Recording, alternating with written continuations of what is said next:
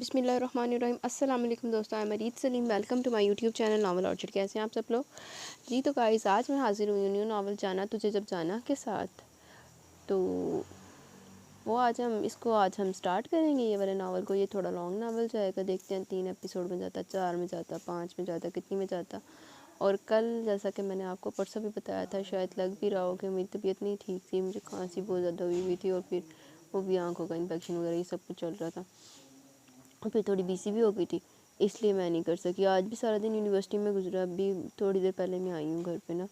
तो लेकिन मैंने कहा कि आज छुट्टी नहीं करनी है। फिर मुझे इस नावल का बड़ा शिद्दत से इंतज़ार था कि मैंने इसको रीड करना है, बल्कि सुबह से मैं इसको आधा का खुद भी रीड कर चुकी हूँ पहले।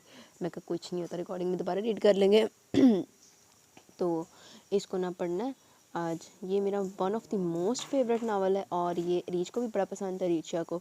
तो मुझे उम्मीद है आप सब लोगों को भी बहुत ज़्यादा पसंद आएगा, क्योंकि ये मेरा one of most favourite novel है।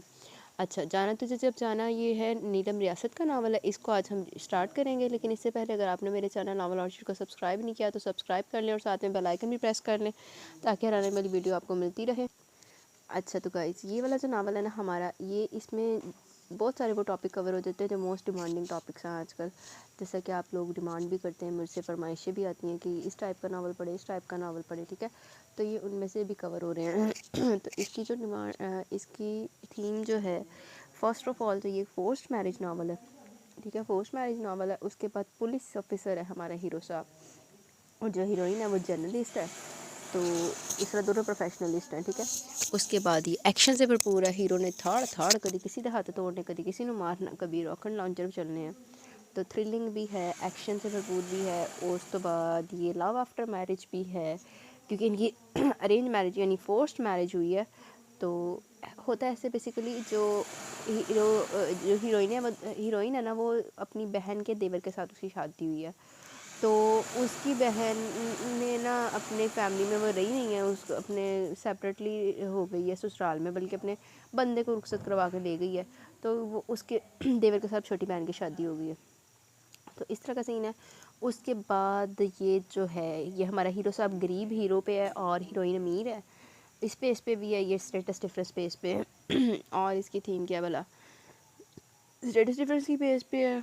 और किस बेस पे था, एक मिनट रुको, मैंने अभी कवर के लिए रीच को सेंड की थी थीम लिख के, मैं वहाँ से देख के आती हूँ और किस थीम पे है इसके, फिर मैं आपको बताती हूँ। हाँ जी, तो लव आफ्टर मैरिज है, क्योंकि इनके आफ्टर मैरिज स्टोरी पे चलना है, ठीक है। और बेसिकली ये रोमांटिक नावल है नीलम रियासत का, और इनकी डायलॉग डिलीवरी मुझे बहुत पसंद है। ये जिस तरह से डायलॉग लिखती है ना, बिल्कुल वो कैजुअल होके, तो वो चीज़ मुझे इनकी बहुत ज़्यादा पसंद है। तो इसमें भी वैसे ही है कि वो थोड़ा सा फ़नी वे में ये डायलॉग डिलीवरी होती है। तो वो जैसे बंदा नहीं आँख फाड़ के बोलता है, वैसे कि हाँ, इनके बड़े मज़े के होते डायलॉग्स, ठीक है। तो आइए हम इसको पढ़ते हैं, जाना तुझे जब जाना, रिटन बाय नीलम रियासत की फ़र्स्ट एपिसोड, ठीक है। तो ये आज हम फर्स्ट एपिसोड इसको हम रीड करेंगे, देखते हैं कितना पढ़ते हैं। मेरा तो दिल है कि हम ज़्यादा से ज़्यादा पढ़ें, लेकिन अब देखना है वीडियो की भी और मेरे बोलने की कैपेसिटी भी, क्योंकि अभी भी मैंने पानी का ग्लास साथ रखा हुआ, क्योंकि खांसी स्टार्ट हो रही है। तो फिर आपको पता है कि खांसी वाला बंदा जब ज़्यादा बोले तो गला खुश्क होता है, फिर ज़्यादा खांसी आती है, फिर बाद में ज़्यादा बेइज्जती होती है। और अभी भी यूनिवर्सिटी में बैठने की वजह से इतनी दर्द हो रही है ना हड्डियों में, तो कमर में पेन हो रही है। तो मैं अब बस बैठी हुई हूँ। तो अब पापा ने मुझे कहा कि टैबलेट खा के फिर सोना। तो फिर ओबियसली कि उनका ना ज़्यादा है, क्योंकि तबीयत ज़्यादा ख़राब होगी, ज़्यादा खांसी आएगी, ज़्यादा बेइज्जती होगी। अच्छा, चलें हम पढ़ते हैं, जाना तुझे जब जाना, रिटन बाय नीलम रियासत। लेकिन इससे पहले अगर आपने मेरे चैनल नावल ऑर्चर्ड को सब्सक्राइब नहीं किया तो सब्सक्राइब कर लें। शायद ही मैं दूसरी बार बोल रही हूँ, लेकिन कर दो। उस तो बाद मैं आपको अपनी ना ये रिकॉर्डिंग के बाद ना एक पोस्ट करूँगी, उधर उधर मैं आपको एक लिंक दूँगी। वो आयत आपी के चैनल का लिंक है, आपने उस चैनल को ज़रूर सब्सक्राइब करना है, ठीक है।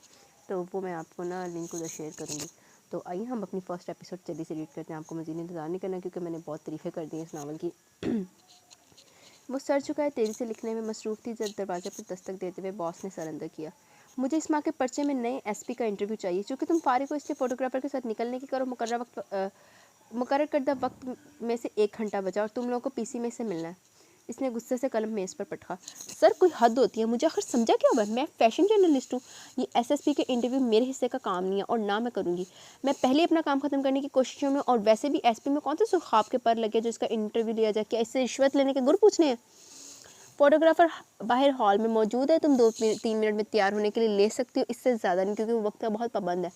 सर मैं आज ही यहाँ से नौकरी छोड़कर जा रही हूँ, आपका आधे से ज़्यादा पर्चा मैं संभालती हूँ और तनख्वाह सिसक सिसक कर मिलती है, मुफ्त में मुलाजमा मिली हुई, बाकी के हमले को क्या खाना पूरी के लिए रखा हुआ है, या वो लोग यहाँ सिर्फ चाय पीने आते हैं। सर कब के जा चुके थे। वो ऊंचा ऊंचा बोलने के साथ साथ अपनी चीज़ें मेज़ की दराज में डाल के लॉक करने के बाद हैंडबैग में अपना फ़ोन रखकर बाहर निकल आई। माथे पर गहरी तेवरी थी, सफ़ेद चूड़ीदार पजामे पर नेवी ब्लू फुल बाजुओं का कुर्ता था, जिस पर सफ़ेद छोटा छोटा प्रिंट और सुर्ख बना हुआ था, सुर्ख गला बना हुआ था। सुर्ख की लंबा सा दुपट्टा बेफिक्री से कंधे पर झूल रहा था, पैरों में लेदर की खुली चप्पल थी, बालों का बॉब कट हर हर कदम के साथ थिरकता था, आंखों में गहरा काजल, होंठों पर नेचुरल लिपस्टिक, ये सारा श्रृंगार था। इसको आता देखकर ही 20 साला फोटोग्राफर हामिद के चेहरे पर मुस्कुराहट दौड़ गई, क्योंकि मुंह बसोड़ती हुई आ रही थी। दांत मत निकालो, चलो दफ़ा हो चले। वो दोनों बाहर को निकला। अपनी गाड़ी का दरवाज़ा खोलकर बैग पिछली सीट पर डालते हुए इसने बराबर की सीट पर बैठे हामिद को मुखातिब किया। ऐसी क्या खास बात है उस एसपी में जो इसका इंटरव्यू लेने का हुक्म मिला? नया आया, बड़ा असूल पसंद और सख्त मजाज का, आते स्ट्रीट क्राइम में 30% कमी कर दी है, निचले हमले की सख्ती आई हुई है, 2-3 सिपाही रिश्वत लेने के चक्कर में निकाल चुका है। वाह भाई, किस सियारे से आया, यही पूछने तो जा रहे हैं। मोड़ काटते हुए इसने हामिद की बात पर सर इस्पात में हिलाया। मैं तुम्हें बता रही हूँ, इसका एक अटेंशन सीक टाइप स्टंट है, सस्ती शोहरत। जैसे लोग आजकल सोशल मीडिया पर ऊट पटांग सी वीडियोस डालकर मशहूर होने के चक्कर में खज्जल हो रहे हैं, वरना अपनी पुलिस तो माशाल्लाह वर्ल्ड रिकॉर्ड होल्डर है। कोई बीबा बंदा भी चंद दिन में ही बीबा रहेगा, जब तक कि वो सियासी रहनुमा की मूछ का बाल ना बन जाए। इसके बाद क्या ड्यूटी और क्या ईमानदारी, लख दी लानत, हर चीज़ गई भाड़ में। वो सर का गुस्सा पुलिस पर निकाल रही थी। वैसे ये सर ने हातिम ताई की कब्र पर लात क्यों मारी? पीसी में इंटरव्यू? पीसी की पार्किंग में गाड़ी लगाते हुए इसने हामिद की राय मांगी। अरे कहाँ सर जी, इतने अच्छे नहीं हो सकते, ये तो एसपी ने खुद कहा वो थाने की बजाय किसी और जगह पर मिलना पसंद करेगा, फिर इधर आने का भी उसी ने कहा। वाह जी वाह, यानी हमारी पुलिस लेने की बजाय दे रही है। इसके साथ ही उसने बेहंगम कहका मारा। बाहर निकलकर गाड़ी लॉक की। बेचारा इंटरव्यू छुपाने के चक्कर में लंच करवाएगा। बैग कंधे पर डालकर रेस्टोरेंट की जानिब मार्च करने लगी। पुत्र तू जा तो सही, एक बारी अगे। वो अपने फ़ोन पर पूछने वाले सवाल तरतीब दे रही थी। इस किस्म की इमरजेंसी के लिए उसने अपना मेमो तैयार रखा हुआ था, जिसमें सवालात की एक लंबी फहरिस्त तहरीर थी। हर बात पूछ ली, सिर्फ एसपी का नाम पूछना भूल गई। मगर जो ही वेटर की रहनुमाई में वो बुक मेज़ तक पहुँचे, वहाँ पहले से मौजूद शख्स को देखकर इसने कदम जकड़ गए थे। अगर कोई दूसरा अपने तौर पर अंदाज़ा लगाता तो इस एसपी की पोस्ट पर इस शख्स का तस्वुर भी महाल था। दोनों की नज़रें मिली और बड़ी अच्छी तरह मिली। एसपी ने उसको सरतप अपनी मलकियत समझकर घूरा। इस दौरान हामिद सूरत हाल से बिल्कुल बेखबर आगे बढ़कर बड़ी गर्मजोशी से तारुफ करवा रहा था। अस्सलाम वालेकुम सर, मैं हामिद, आज आपका फ़ोटोग्राफ़र, और मेरे साथ ये मेरी कॉलीग है मिस जुगन। बेशिकन off white salwar suit, brown जूते टांग पर टांग रखे, बड़े रिलैक्स अंदाज में विराजमान था। हामिद का बड़ा हुआ हाथ थाम कर बड़े पूरे कद से अपनी जगह उठकर खड़ा हो गया। हामिद साहब, आपसे मिलकर खुशी हुई, और आप शायद अपनी कोलीग के रिलेशनशिप स्टेटस से बेखबर हैं, क्योंकि जहाँ तक मेरी नाक़िस मालूमात है, इनको मिस से मैसेज हुए 4 माह बीत चुके हैं। साथ ही थोड़ा इसकी जानिब को झुककर वो बराह रास्त जुगन से मुखातिब हुआ। एम आई राइट मिसेस ताशफिन असरार? जुगन आंखें झपके बगैर इसकी आंखों में देख रही थी, जो उसके इतना करीब खड़ा था कि वो इसके जिस्म से फूटने वाली खुशबू सूंघ सकती थी। देख उसकी तरफ रहा था, मगर जेब से वॉलेट निकालकर कुछ करेंसी नोट बरामद करके मेज़ पर रखे और हामिद की जानिब मुड़ा। हामिद साहब, माजरत के साथ आप लुकारी साहब को मेरी तरफ से कह दीजिएगा, अगर वो इंटरव्यू लेना चाहते हैं तो अगली दफ़ा इंटरव्यू लेने मेरी बीवी की बजाय किसी और को भेजें। अल्लाह हाफिज़। अपनी बात पूरी करके वो मतवाज़न कदम उठाता हुआ वहाँ से निकल गया। वो वहाँ से हटा तो जुगन को एहसास हुआ वो तब से अपनी सांस रोके खड़ी थी। इस शख्स को वो पेंडू कहती थी, जो अभी कुछ पल पहले अपनी नज़रों से इसके छक्के छुड़वा रहा था। पिछले 4 माह से वो इस पर गुस्से से भरी हुई थी। आज बाई चांस ही आमना सामना हो जाने पर भी वो जुगन के सामने से जिंदा वापस चला गया था। हालांकि उसने खुद से 1000 दफ़ा अहद किया था कि अगली दफ़ा जब ये शख्स उसके सामने आया तो उसको जान से मार देगी, पर उस वक्त अपनी ही जान लबों पर आती महसूस हो रही थी। यारा डक ले खूनी अखियां नू, सानू तक तक मार मुकाया है। ये भी एसपी साहब ने आपको मिसेस ताशफिन इसरार क्यों कहा? ताशफिन इसरार तो उनका अपना नाम है। डफर आदमी, वो एसपी मेरा शौहर है। हामिद का मुंह हैरत से खुले का खुला छोड़कर वो भी वापसी को मुड़ गई। दिल में सोच रही थी, ये तो अपने भाई की कंपनी संभालता था, सर्विस में कब से आया? वो इस शख्स के बारे में कुछ भी तो नहीं जानती थी। दिल में दर्द सा हुआ। दोनों के माबैन इतना अहम, इतना करीबी रिश्ता होने के बावजूद दोनों एक दूसरे के लिए अजनबी और अपनी अपनी दीवारों में कैद थे। न जाने ये फासले कभी कम होने थे या ताल्लुक़ की ये बेनाम डोर ही टूट जानी थी। मुझे तो बिल्कुल भी समझ नहीं आ रही, आखिर आपने क्यों मेरी शादी अपने इस पेंडू से देवर के साथ करवाना चाहती हैं? ये अब उसका पास शुरू हो गया कि इनकी शादी कैसे हुई थी। इन लोगों के और मेरे तर्ज़ ज़िंदगी में ज़मीन आसमान का फ़र्क है, फिर भी आप मज़ीद हैं कि आपकी बात मानी जाए। वो उकताई भी बैठी थी, अगर बहन से बरह रास्त बात करने की ठानी। जुगन तुम इन मामलात के बारे में कुछ नहीं जानती, लिहाजा खामोश हो। अलमास की बात पर जुगन को शदीद तरीन हैरत हुई, इसी लिहाज से जवाब भी दिया। एक्सक्यूज़ मी मैडम, आप यहाँ पिज़्ज़ा या बर्गर की दुकान खोलने पर बहस नहीं करी जिसमें मेरा बोलना गैर ज़रूरी हो। मेरी शादी की बात हो रही है, आप खुद तो किसी दूसरे का पसंद किया लिबास पहनना गवारा नहीं करती और आप चाहती हैं कि मैं आपको अपनी शादी के बारे में फ्री हैंड दे दूँ। अच्छा मुझे फ्री हैंड ना दो, पर डैडी पर तो तुम्हें यकीन है ना, ये उनका भी फैसला है। फॉर गॉड सेक, जिन लोगों के दरमियान आपने कभी 4 दिन नहीं गुजारे, जिनको आप ज़रा भी पसंद नहीं करती, उसी घर के फ़र्द को मेरे लिए चुन रही हैं। अलमास ने गहरी सांस खारिज करते हुए गोद में रखा मैगज़ीन एक तरफ रखा और अपनी जगह से उठकर बहन के पास आकर बैठ गई। उसे लगा जुगन को इस रिश्ते की सारी खसूसियात खुलकर गिनवा देनी चाहिए। मैं मानती हूँ ताशफिन थोड़ा नैरो माइंडेड इंसान है, बड़ा आम सा मर्द है, तुम्हारे मेयार पर पूरा नहीं उतरता, बल्कि तुम्हारे मुकाबले में तो कुछ भी नहीं है, पर मेरी जान वो ज़हनी तौर पर बहुत शार्प इंसान है। स्कॉलरशिप पर एमएससी किया, सीएसएस के इम्तिहान में पोजीशन होल्डर है। ज़रा सोचो डैडी को इसकी वजह से कितना फ़ायदा होगा। अब वो बूढ़े हो रहे हैं, ये जो इतना बड़ा बिजनेस है वो कौन संभालेगा। हारिस का अपना काम इतना फैल चुका है, वो अब डैड की बिज़नेस को नहीं देख सकता। हारिस के बिज़नेस को खड़ा करने में सारी मेहनत ताशफिन ने की थी। हारिस ने सिर्फ सरमाया लगाया। सोचो वो डैड के बिज़नेस को कितना आगे ले जाएगा। उसकी तर्ज ज़िंदगी का क्या है। हारिस भी तो इसी का भाई है, इसी घर का फ़र्द है, मगर क्या हुआ, इससे शादी के बाद मैंने इसे अपने रंग में रंग लिया। अब हारिस को देखकर कोई सोच भी नहीं सकता कि एक आम इलाके के छोटे से मकान से निकल कर आया। जब तुमसे शादी के बाद ताशफिन भी यहाँ आ जाएगा, तब तुम भी उसको अपने रंग में रंग लेना। डैडी मैं इस फैसले से बहुत खुश हैं, वो ताशफिन को तुम्हारे लिए पसंद कर चुके हैं, इसलिए प्लीज़ उल्टी सीधी सोचें जहन से निकाल कर हाँ कर दो। तुम्हारी खुशी की गारंटी मैं देती हूँ, तुम बस मेरा यकीन करो। अभी मैं ज़ाती तौर पर उसको जानती तक नहीं हूँ, सिर्फ इतना पता है कि जब भी आप उसको आपके घर पर देखा, एक ही ख्याल दिमाग में है, जिससे वो शख्स खुद पसंदी की सबसे ऊंची चोटी पर विराजमान हो। मैंने आज तक इसको बराह रास्त मुखातिब तक नहीं किया और आप मेरी उससे शादी करवा रही हैं। ना मेरा ताल्लुक़ किसी बहुत बड़ी सख्त किस्म की फैमिली से जहाँ वालिदैन अपने बच्चों की जायज़ ख्वाहिशात भी पूरी करने के मुतहम्मिल ना हो, ना ही हमारा ताल्लुक़ मिडिल क्लास से जहाँ बाप ने जो कह दिया वो हरफ आखिर है।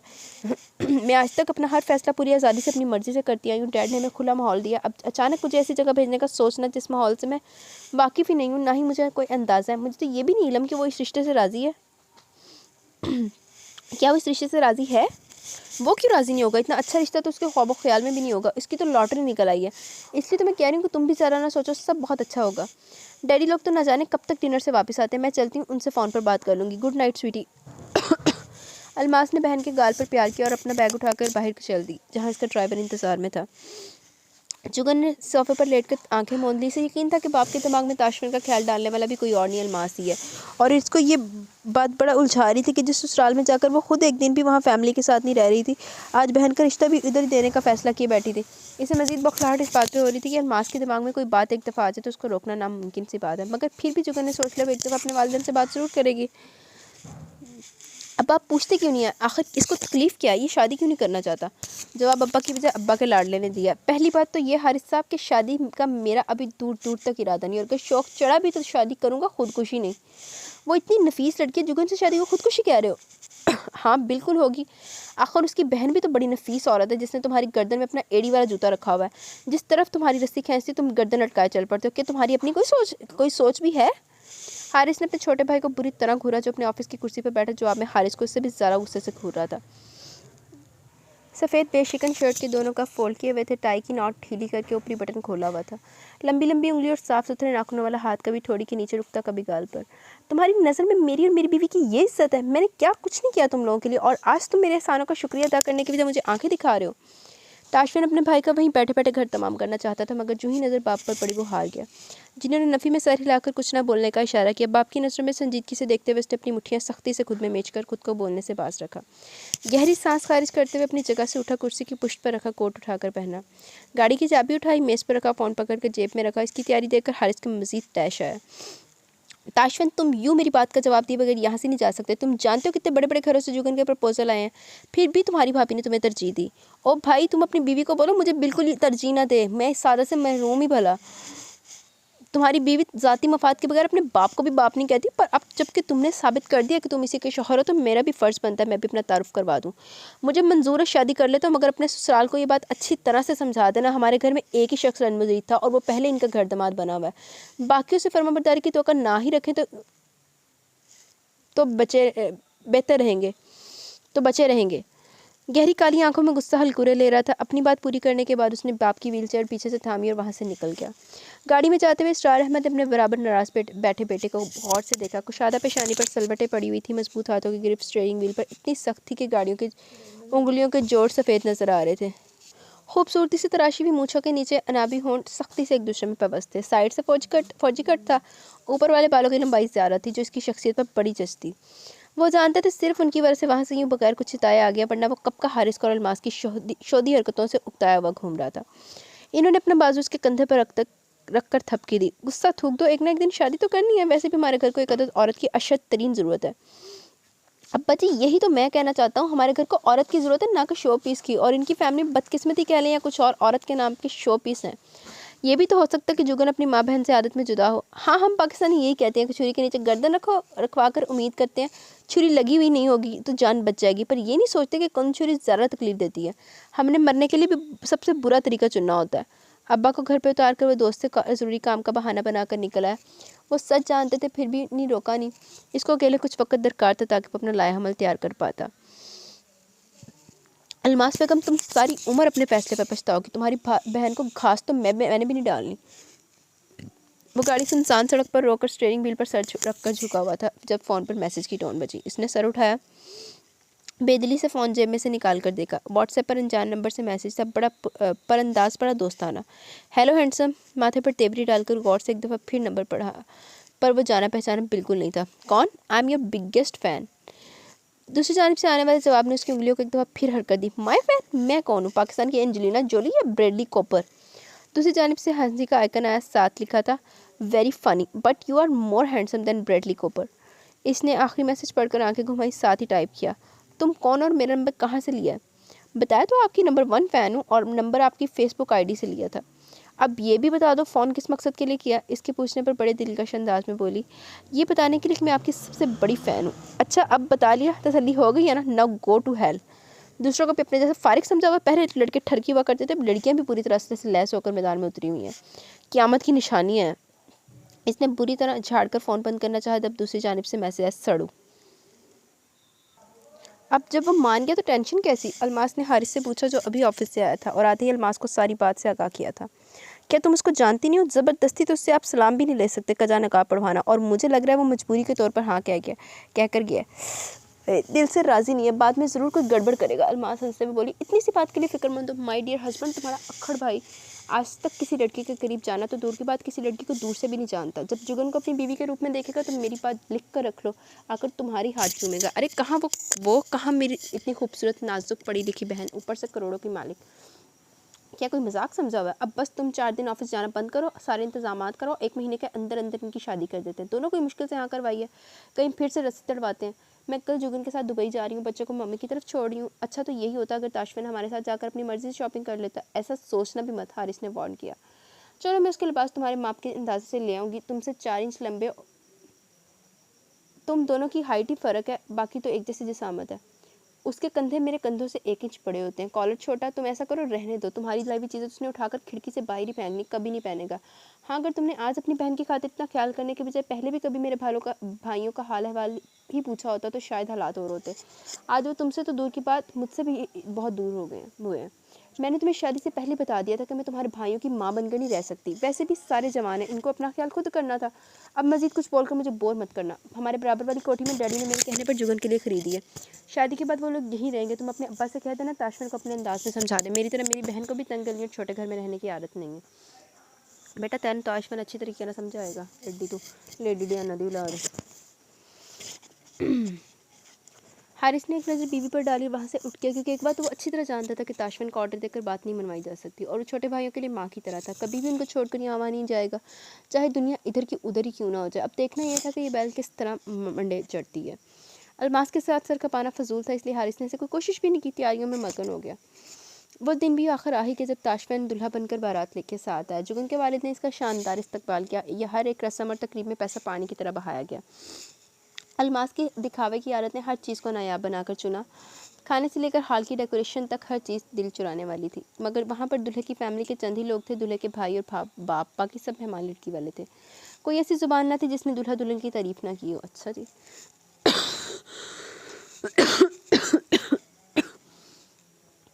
सुर्ख और गोल्डन लहंगे में जुगन की छवि निराली थी। गोल्डन स्किन शेरवानी में ताशफिन किसी सल्तनत का शहजादा मालूम हुआ। रुखसत होकर जुगन अपने बाप को दिए गए बंगले में आई। किसी को इल्म ना हुआ ताशफिन के छोटे भाई और वालिद हाल से सीधे अपने घर को रवाना हुए थे। यहाँ भी सभी मेहमान तो हॉल से जा चुके थे। एक आध दोस्त और अलमासी इसके साथ आई थी, मगर इसको कमरे तक पहुंचाकर नौकर को जरूरी हदायत देने के बाद वो भी चली गई। इस वक्त इतने बड़े घर में नौकरों के पास सिर्फ दूल्हा दुल्हन ही मौजूद थे। जुगन रवायती दुल्हनों के अंदाज में घूंघट निकालकर उसके इंतजार में बैठी थी और साबिर बहादुर सिटिंग रूम के आरामदायक सोफे पर पड़े आराम से बैठकर अपने फ़ोन का जायजा ले रहे थे। फिर कोई नंबर मिलाकर फ़ोन कान से लगा। तुम कहाँ हो? अच्छा चलो पहुँचो, बाहर ही रुक कर मेरा इंतज़ार करो। इसके बाद कॉल बंद करके अपनी जगह से उठा। ब्राउन कुल्ला वो पहले उतार कर वहीं सोफे पर डाल चुका था। ब्राउन रंग के ही लेदर के बंद सैंडल पहने और बगैर आवाज़ पैदा किए वो बताए के कमरे तक आया। हल्की सी दरवाजे पर दस्तक दी। दरवाज़ा खोलकर अंदर आया। गुलाब की खुशबू ने पुरतपाक इस्तकबाल किया। बारी वो निसार हो गई थी। जुगन को अपनी हथेली में पसीना आता महसूस हुआ। जिनको इसने ज़ोर से बंद किया हुआ था वो खुद अपनी दिली कैफियत पर हैरान हो रही थी। वो स्कूल से लेकर यूनी तक लड़कों के साथ पढ़ती आई थी। इसके बाद पिछले 2 साल से एक मैगजीन में नौकरी कर रही थी जहाँ गिनती की लड़कियाँ थी, बाकी सब मर्द। इसका अपने फैमिली बैकग्राउंड ऐसा था कि जहाँ आए दिन मिक्स गैदरिंग में पार्टियाँ होती थी। कहीं ऐसा मुकाम ना है जहाँ वो किसी मर्द या लड़के की मौजूदगी में नर्वस हुई हो, या किसी ऐसी वैसी सोच का दिलो दिमाग से गुजर हुआ हो, या बगैर किसी जिस्मानी मशक्क़त के सांस फूलती महसूस हुई हो। इस वक्त ब्राउन सैंडल्स में कैद सांवले पैरों को देखकर ही इसका दिल पतलियाँ तोड़कर बाहर निकलने का पर तोड़ रहा था। वो हौले हौले कहाँ पर थी। इसने आज अभी तक अश्वंत की झलक तक नहीं देखी थी। हालांकि वो स्टेज पर इसके पहलू में बैठा था। मेहंदी वाले दिन इसने बड़ी बेबाकी से ताशफिन को देखना चाहा, मगर जवाब में अपने दिल की हालत देखकर वो हैरान की हैरान रह गई। ये तो नहीं था कि वह दुनिया का खूबसूरत तरीन मर्द था, मगर कल और आज मुसलसल इस पॉइंट पर सोच कर वो इस नतीजे पर पहुंची थी कि एक दफ़ा जो उसने कहीं लिखा पड़ा था कि औरत हर मर्द से नहीं शर्माती, वो हर मर्द को देखकर धड़कन बेहंगम नहीं होती, ज़ुबान नहीं खुश्क होती, दिल नहीं डूबता। औरत ऐसी कैफियत का शिकार सिर्फ अपने मर्द के सामने होती है, उसी के सामने शर्माती है। जुगन के लिए फिक्रा उस पर इस वक्त बीतती हकीकत साबित हुआ था। वो अपने कॉलीग्स के साथ घंटों काम करती, दोस्तों के साथ बैठकर मूवीज़ देखते हुए। अगर रोमांटिक सीन भी आ जाता कभी कान पे जूं तक न रेंगती। अच्छा, बड़ी बोर थी। और इस वक्त ये आलम था कि ना भी उसको बराह रास्त मुखातिब किया और ना बराह रास्त नजरों में देखा, फिर भी दिल का रायता बनकर हर सिमत में वो जा गिरा था। बेड से थोड़ा हटकर बड़ी कुर्सी को बेड की पाइंदी की जानी रखकर उस पर बैठ गया। अस्सलाम वालेकुम जुगन साहिबा। जुगन सिर्फ सर हिला पे गला खुश्क हो गया। मैंने चंद इंतहाई अहम बातें करनी है। मुझे आसानी रहेगी अगर तुम चेहरे पर पड़ा तंबू हटा दो। जुगन को बड़ी हैरत हुई, भला वो खुद क्यों घूंघट उठाए, पर फिर भी उसने अपना पल्लू उलट दिया। वो जो इसकी जाने भी देख रहा था, चंद लम्हों तक इसकी बोलती बंद होगी। हैरान नजरों से देखता चला गया, फिर सर झुकाकर धीरे से मुस्कुराते हुए बोला, ये भी अच्छा अंदाज है। बीवी को इतना बना सवार सजाकर आदमी के सामने लाया जाए कि बेचारा पहली बार में बखुशी ज़िबा हो जाए। इस वक्त मेरा तुमसे एक सवाल है, जो जन्नत की हूरें हैं क्या वो इतनी खूबसूरत होंगी जितनी खूबसूरत तुम इस वक्त लग रही हो? अगर जवाब हाँ में है तो फिर मैं कहने पर मजबूर हूँ कि जो लोग हुरों की चाहत पे अपने जिस्म पर बम बांध कर अपने पर खर्चे उड़ाते हैं वो गलत नहीं है। ऐसे हुस्न के लिए मरने का हक तो बनता है, मगर अफसोस के साथ कहना पड़ रहा है कि मैं इन लोगों में से नहीं हूँ जो हुर के लिए मौत को गले लगा ले। मुझे बगैर हुर वाली जन्नत ही मंजूर है। इसलिए अगर इस वक्त तुम मेरी बीवी होती पर अलमास की बहन ना होती तो शायद मैं इन लम्हात में खुशी होता, पर अब नहीं हूँ। ये पिछले 2-4 दिनों से जो ड्रामा हुआ है, मैं किसी पर भी दिली तौर पर शरीक नहीं था। तुम्हारी बहन की चाहत थी कि तुम्हारी मेरे से शादी हो, और मेरा भाई अपनी बीवी का बहुत ज़्यादा फर्माबरदार है। शायद उसकी जन्नत बीवी के कदमों तले है, इसका क्योंकि वो इसका हर जायज़ और नाजायज़ हुक्म बजा लाता। तुम्हारी बहन ने मेरे भाई से शादी नहीं की बल्कि उसको गोद लिया हुआ है। कैसे टका टका के जुमले मारे वो बोल रहा था। जुगन ताज्जुब से उसको सुन रही थी। जैसे भांप कर वो मज़ीद बोला, और प्लीज़ अगर तुम्हें मेरा अपनी बहन की शान में गुस्ताखी करना बुरा भी लग रहा है तो भी मुझे परवाह नहीं है। वैसे भी मैंने अपनी बर्दाश्त बड़ी आजमा ली, मज़ीद की गुंजाइश ही नहीं बची। ये घर, गाड़ी, जेवर, बैंक बैलेंस जो तुम्हारे वालिद ने दिया, मुझे भीख लेने की ना तो आदत है ना मुझ पर खैरात लगती है। हट्टा कट्टा हूँ, हक हलाल की खाने का आदी हूँ। प्लीज़ मुझे मेरे भाई की कॉपी मत समझना। अगर ऐसा कोई ख्वाब देखकर यहाँ मौजूद हो तो तुम्हारे ऐसे ख्वाब अपनी मौत आप मरने वाले हैं, क्योंकि तुम्हारा वास्ता मर्द की शक्ल में बसी औरत से नहीं बल्कि असल मर्द से पड़ा। ये सब तुम्हारे वालिद ने तुम्हें दिया, रखो छोड़ो जो मर्जी करो, मगर मेरी बीवी अगर बनना तो ये सब कुछ यहाँ इसी तरह इसी हाल में इसी वक्त छोड़कर मेरे साथ चलना होगा। मेरी दुनिया में, मेरे घर में मुझे मेरे असल रंग में कबूल करना पड़ेगा। दोनों एक दूसरे की आंखों में देख रहे थे। ताशफिन की नज़रों में संजीदगी और चैलेंज था, इसके बरक्स जुगन की नज़रों में सवाल और नासमझी के तासुरात थे। मगर मैं तो पहले ही आपकी बीवी बन चुकी हूँ। ना जाने कैसे इसकी ज़ुबान से निकल गया। वो तो ये बात सिर्फ दिल में ही सोच रही थी। वो मुस्कुराया। जुगन के दिल की धड़कन जैसे थम गई। ताशफिन के दिल पर डिम्पल पड़े थे। क्या किसी की मुस्कुराहट ऐसी जानदार भी हो सकती है? वो सोच रही थी और पलके चिपकाए बगैर उसके डांस देख रही थी जो मोतियों की तरह मालूम हुए थे, एक झलक दिखाकर छुप गए थे। जुगन के दिल में गहरी ख्वाहिश जागी, काश ही दोबारा मुस्कुराए। एक बात का इतराफ़ मैं अपने रब को हाजिर और नाज़िर जानकर पूरी ईमानदारी से करना चाहता हूँ। तुम हद से ज़्यादा खूबसूरत हो, ये शायद मुझे लग रही हो। अगर मुझे सिर्फ मुझे खूबसूरत लग रही हो तो मेरे लिए ये लम्हा फ़िक्रिया है, क्योंकि मेरी 29 साल ज़िंदगी में किसी औरत ने मुझे इस तरह से अपनी जानिब मतवज्जा नहीं किया जैसे तुम्हारी जानिब उठने वाली पहली नज़र ने मुझे मुतासिर किया। काश तुम अलमास की बहन ना होती। मैं तुमसे अपनी पहली मुलाकात में ये बोर किस्म की बकवास ना कर रहा होता, बल्कि तुम्हारी तारीफ में लंबी लंबी छोड़ रहा होता। तुमसे इतने फासले पर बैठने के बजाय तुम्हारे पहलू में बैठता। अब तुम्हारे और मेरे ताल्लुक़ को कायम रखने की एक ही राह है, मेरे साथ चलो। मैं अपने घर वापस जा रहा हूँ, मैं चाहता हूँ तुम मेरे साथ चलो। जुगन को लगा ताशफा ने भरे मजमे में रखकर इसके मुंह पर थप्पड़ मारा। गाल दहकने लगे। आप ये सब मुझसे अब कह रहे हैं तो और कब कहता, कम से कम निकाह के बाद नहीं। डुबडुबाई आंखों में इसकी जानिब शिकवे से देख रही थी। मैं पसंद ही नहीं थी तो ये ड्रामा क्यों किया? तुम मेरे साथ जाना नहीं चाहती हो? मुझे कहीं नहीं जाना, खासकर आपके साथ तो कहीं भी नहीं। वो जानती नहीं थी कि वो कहाँ से बोल रहा है और ज़हनी तौर पर किस सतह पर खड़ा। वो तो बस ये सोचकर रो रही थी कि शादी होगी, वो अब मुझे बता रहा है मैं पसंद ही नहीं हूँ। ताशफन के चेहरे पर एक साया सा गुजरा। वो अपनी जगह से उठा, जेब में 2 लिफाफे निकाले। एक लिफाफे में उन गिफ्ट की कीमत है जो तुम लोगों ने मेरे भाई और वालिद साहब को दिए। दूसरे में तुम्हारा हक महर है। मैं ये शादी करना ही नहीं चाहता था। जाहिर है जैसी तुम्हारी बहन है तुम्हारी भी वैसी सोच होनी है। मतलब परस्त दौलत की पुजारी, मगर तुम्हारे बहनों की ज़ुबान दराजी का जवाब देने के लिए खामोश रहा। तुम मेरी अभी पाबंद नहीं हुई तो आज़ाद करने का सवाल ही नहीं बनता। हाँ, अगर तलाक चाहिए तो मेरे वकील से रब्ता कर लेना, अपनी बहन और वालिद को मेरा पैगाम दे देना। हर इंसान मार्केट में बिकने वाला खिलौना नहीं कि ख़रीदा और फिर अपनी मर्ज़ी से खेलो। मैं ताशफन इसरार हूँ, हारिस इसरार नहीं। अल्लाह हाफिज़। कमरे से निकलकर बाहर की जाने जाते हुए ताशफन के चेहरे पर गहरी संजीदगी थी और नज़रों में पीछे छोड़कर पीठ का सामने करने वाली उजला अरूसी में बैठी अड़ियल बीबी की गहरी शिकन। चौकीदार ने गेट खोला। बाहर फारिस गार्ड में मुंतजिर था। ताशफन को देखकर इसने नज़र इसके अकब में डाली। वो गाड़ी का दरवाज़ा खोलकर फारिस के बराबर बैठ गया। चलो भाभी, भूल जाओ कोई है भी। फारिस ने दुख से बंद गेट को देखा, फिर ताशफन के संजीदा चेहरे को गाड़ी आगे बढ़ा दी। वो तो चला गया, मगर जुगन सारी रात उस जगह से हिल तक न सकी। इतनी बेइज्जती, इतना बड़ा थप्पड़, शादी की रात दूल्हा छोड़कर चला गया। सदमे और बेयकीनी ने असाब शल कर दिए। सारी रात बैठकर रोती रही। अजानों के वक्त उठकर कपड़े बदले, तैयार हुई और दिन निकलने से पहले अलमास के नाम पैगाम छोड़कर अपनी दोस्त के घर चली गई। अलमास ने ससुराल जाकर खूब अच्छी तरह उनकी अगली पिछली नस्लों को कोसने दिए। स्टार साहब शुक्र करते रहे कि जब वो आई तो चारों लड़के घर पर नहीं थे, खासकर ताशफन और आज आकर अलमास डरती भी उसी से थी। बाकी सबको तो वो जैम की तरह टोस्ट पर लगाकर खाने वाली थी। अब जो होना था वो हो चुका था। जुगन ने एक हफ्ता अपनी दोस्त के घर छुपे रहने के बाद वापस बाप के घर आ गई। नए घर को ताला लगा दिया गया। जुगन ने इस मौजू पर बात करने से इनकार कर दिया, बल्कि सीधी सीधी धमकी दी हुई थी कि अगर किसी ने मेरे सामने ताशफन स्टार का जिक्र भी किया तो सारी उम्र अपनी शक्ल नहीं दिखाऊंगी। दूसरे हफ्ते से ही वापस अपनी जॉब पर जा रही थी, मगर इसका मतलब ये नहीं था कि उसको अंदर ही अंदर ये दुख खा नहीं रहा था। 4 माह बाद आज उसको सामने इस तरह देखकर सारी बेइज्जती याद आ गई थी। इस वक्त वो अपने डेस्क पर बैठकर कैंडी क्रश खेल रही थी जब बॉस साहब नाजिल हुए। पहले इसको देखते रहे कि वो अपने फ़ोन से नज़र उठाकर उनको देखती है, पर जब 3 मिनट गुजर गए मगर ना उसने नज़र उठाई ना इनकी जानिब मतवज्जा हुई तो वो बेदिली से कुर्सी खींच कर बैठ गई, जिस पर कुर्सी ने चीखें मारते हुए पूरा एहतजाज किया। अपने शौहर को देखकर आए हुए 2 घंटे गुजर गए। आखिर वापस नॉर्मल हालत में आने को तुम्हें और कितना वक्त दरकार है? पर्चा परसों प्रेस में जाना और अभी तक तुम्हारा आर्टिकल सबमिट नहीं हुआ। होना भी नहीं है। मुझ पर एक दफ़ा ही फातिहा पढ़ लें। बड़ा शौक था ना आपको SP का इंटरव्यू छापने का। मुझे का इल्हाम होना था कि वो तुम्हारा भगोड़ा शौहर है। अब तो लग गया ना पता, जाकर देगे बांटे। ये जो तुम मुंह फुलाकर सर्द आहें भर भर कर गर्मी में कमी कर रही हो, इसका हल अब क्या है? कोई हल नहीं, मुझे मेरे हाल पर छोड़ दें। तुम्हें इस माह की तनख्वाह नहीं दूंगा। हाँ, पहले तो आप मुझे गिनकर वक्त पर देते हैं। तुम कौन सा कोई ज़रूरतमंद लड़की हो? नहीं, मैं तो शौकिया खज्जल होने के लिए आती हूँ। पैसे मुझे क्या करने हैं? हाँ भैया, SP की बीवी, मेरे सामने उसका नाम मत लें। वैसे तुम बताना पसंद करोगे कि तुम दोनों के दरमियान नाराज़गी किस बात की है? कोई नाराज़गी नहीं, तो फिर क्या है? मैं उसको पसंद नहीं हूँ। क्या वो तुम्हें पसंद है? उसके अलावा कोई भी पसंद नहीं। हुआ क्या था? इसने कहा वो मेरे साथ मेरे घर चलो, मैं नहीं गई, वो चला गया। बस है, तुमने चले जाना था। एकदम से तो इसने ऐसी बात कर दी, मुझे फौरी तौर पर खाक भी समझना है। खैर, अब बहुत देर हो चुकी है। इसका घर किधर है? जहाँ वो रहता है। वो कहाँ रहता है? अपने घर रहता है। और कहाँ रहता है? तो तुम अब क्यों नहीं चली जाती? क्यों जाऊँ? क्या मेरी कोई इज्जत नहीं? वलीमे से पहले मुझे छोड़ गया और मैं इसके पीछे जाऊँ? क्यों? क्या इसी ही गिरी पड़ी हूँ? देखो, तुम्हारे डैडी की कॉल आई थी, वो तुम्हारे लिए बड़े परेशान है। क्या तुम तलाक लेना चाहती हो? शायद। मैं तो जिस जुगन को जानता हूँ वो हार मानने वाली नहीं है, और नहीं तो कम से कम इसके घर 4 दिन रहकर अपने केस की तफ्तीश ही कराओ। वो अगर इस तरह से गया तो गया क्यों? मुझे कुछ भी जानने का तजस्सुस नहीं। ठीक है, फिर मैं तुम्हारे अब्बा से कह देता हूँ कोई अच्छा सा वकील ढूंढकर इस SP को खुलाकर नोटिस भिजवा दें, और जो इनके दोस्त का बेटा बाहर से मैकेनिकल इंजीनियरिंग करके आया उसके साथ रिश्ते की बात डन कर दें। इसने फ़ोन मेज़ पर फेंक कर अपने बूढ़े बॉस को ताज्जुब से देखा। आप मेरे दोस्त हैं या दुश्मन? सीधा सा जवाब ये है, मैं तुम्हें ऐसे नहीं देख सकता। या तो उसके घर जाकर उसको समझने की कोशिश करो या अपनी राह अलग करो।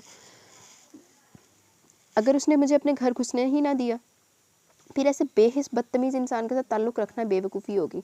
क्या ये आपका मुखलिसाना मशवरा है? 100% चले मेरी 1 हफ़्ते की छुट्टी कबूल करें, किस्मत आज़माने में क्या हर्ज है? या तो हमेशा के लिए दिल का मकीन बनेंगे या फिर माज़ी का हिस्सा। Wish me good luck, best of luck. Israr Ahmed और रुमीना बेगम की जोड़ी सारे ख़ानदान की आइडियल जोड़ी थी। इसरार अहमद खुद तो अपने माँ बाप की इकलौती औलाद थे, मगर अल्लाह ने इनको 5 बेटों से नवाजा हुआ था। दूसरी तरफ रुबीना 2 बहनें थी। दूसरी बहन जो कि उम्र में इनसे छोटी थी, वो अपने शौहर और बच्चों के साथ अमेरिका में मुकीम थी। इसरार अहमद का रियल स्टेट का कारोबार था, जिससे अच्छी खासी आमदनी थी। साथ ही उन्होंने भले वक्तों में मार्केट के अंदर 4-5 दुकानें दे रखी थी, जिनका किराया तब बड़ा मददगार साबित हुआ जब एक दिन बारिश और आंधी की वजह से खंबे की तारें गिरी होने पर सारा रास्ता शॉर्ट था। किस्मत की बात, इसरार अहमद का वहाँ से हो गया। इस वक्त शदीद बिजली के झटके लगे कि 3 माह अस्पताल में गुजारने के बाद जान तो बच गई, मगर दोनों टांगें और एक बाजू काटना पड़ा। वो बच्चे और बीवी के लिए बड़ा सदमा था, मगर फातिमा की जवामर्दी ने घर को बिखरने नहीं दिया। हैरिस को सेठ अफसर के अजफर के दफ्तर में नौकरी तो मिली, पर साथ ही अलमास ने हैरिस को हवासों पर हमला किया और चारों शाने चित हो गए। माँ बाप ने शादी कर दी। अलमास ने आबादी में घुस इस 2 अहाते के मकान में रहने से साफ इनकार कर दिया। उसको नया मकान लेकर देने और कारोबार करने के चक्कर में हारिस ने दुकानें 3 करोड़ में बेचकर 2 हिस्से सरमाया कारोबार में लगाया। एक हिस्से से बीवी की मर्जी की कोठी ली और माँ बाप को साथ ले जाना चाहा तो इन्होंने बहू की शक्ल के जावे देखते हुए साथ जाने से साफ इनकार कर दिया। पहले पैर हारिस घर पर खर्चा देता रहा, क्योंकि उसने वादा किया था कि बिजनेस में सारे भाइयों के नाम के शेयर रखेगा। मगर जब फातिमा को एकदम कैंसर ने आन लिया, इन लोगों को इल्म भी तब हुआ जब मर्ज आखिरी स्टेज पर पहुंच चुका था। ताशफैन ने यकमश्त 25 लाख की रकम हारिस से लेकर माँ के इलाज पर लगा दी, मगर उसकी लाख कोशिश और जतन के बावजूद माँ की जान न बची। हारिस की शादी को सिर्फ 1 साल हुआ था जब फातिमा अपने असल देश सुधार गई। ये चोट ऐसी थी जिसने लड़कों की और इसरार की कमर तोड़ दी। सबसे छोटा अब्बास सिर्फ 6 साल का था। इस कड़े वक्त में ही ताशफैन ने आगे बढ़कर अपने छोटे भाइयों को समेट लिया, क्योंकि माँ की बीमारी के दौरान वही इन्हें लेकर डॉक्टर के चक्कर लगाता रहा। माँ के सबसे ज़्यादा करीबी वही था। इसके बाद हारिस ने जो रंग दिखाया, इसने सबको ही इससे और इसकी बीवी से मुतनफ़्फ़र कर दिया। इसने बाप के सरमाए को वापस करते हुए सोच सुपार जताया, कैसे वो मेहनत कर करके इन लोगों को कॉलेज यूनी की फ़ीसें भर रहा है, कैसे उनको पाल रहा है। अपनी बीवी एक माह में कितने जोड़े बनाती, उसका हिसाब करना हराम था। मगर बाप और भाइयों को महीने के चंद हज़ार देते हुए भी दोनों मियाँ बीवी 10 दफ़ा सांझ जताते। जिस पर एक दिन ताशफैन ने भाई के सामने अलमास को अच्छी खासी बेइज्जती कर दी और मजीद इन लोगों की मदद लेने से इनकार कर दिया। मगर हारिस आकर बाप को महीने के महीने 20-30 हज़ार दे जाता, जिससे घर का खाना पीना चलता। ताशफैन तलीम के साथ साथ पार्ट टाइम नौकरी करता रहा, क्योंकि चारों भाई पढ़ रहे थे और ख़र्चा अच्छा खासा था। 30 छोड़ 50 हज़ार से भी काम चलना मुमकिन नहीं था। फीसों के लिए घर को गिरवी रखकर खती रकम बैंक से उधार लेकर काम चलाया गया। बाकी की रकम बैंक में जमा कर दी और वो खुद तो स्कॉलरशिप पर MBA कर गया।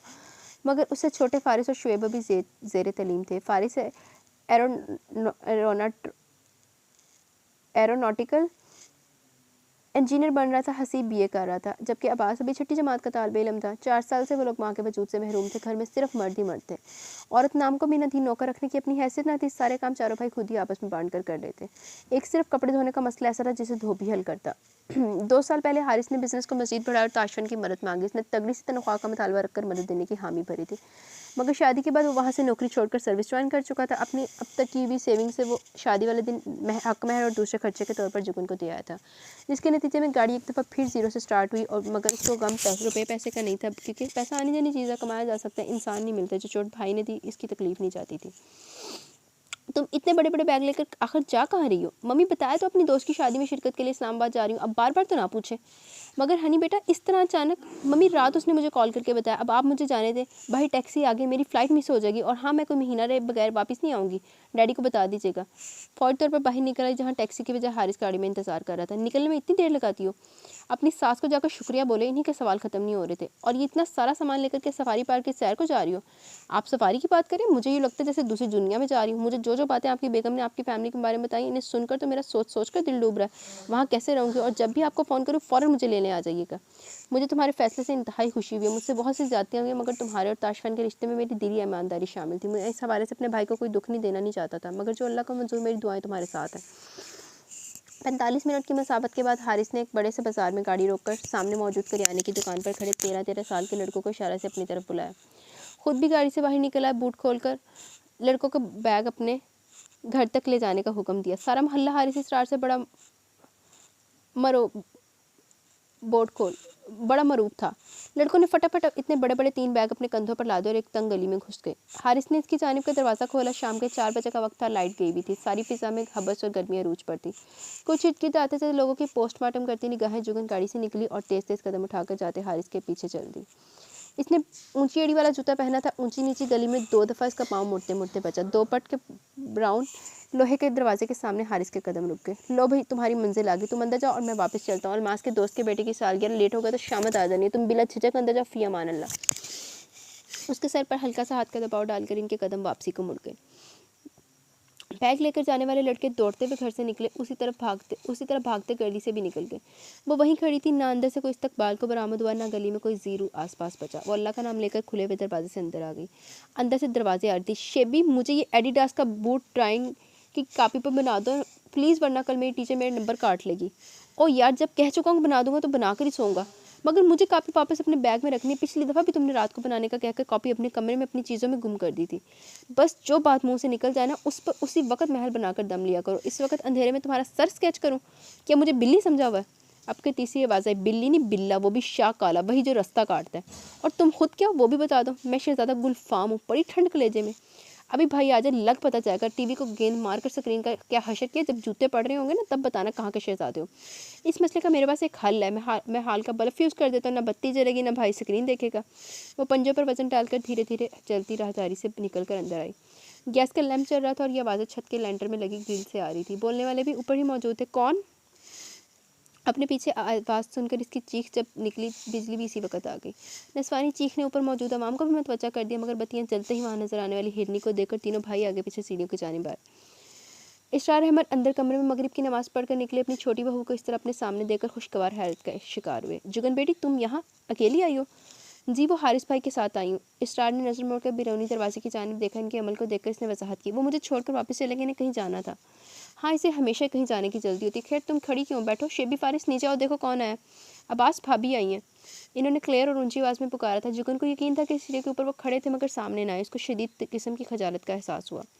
इसके गाल शर्मिंदगी से सुर्ख होते देखकर अब के इसरार अहमद बोले तो आवाज़ में हुक्म था, घर पर मेहमान है तो खुशी से इस्तकबाल किया जाता है, ना कि छुप कर खड़ा हुआ जाए। इनके कहने की देर थी, सीढ़ी से धड़म धड़म की आवाज़ों के साथ आगे पीछे 3 लोग नीचे आए।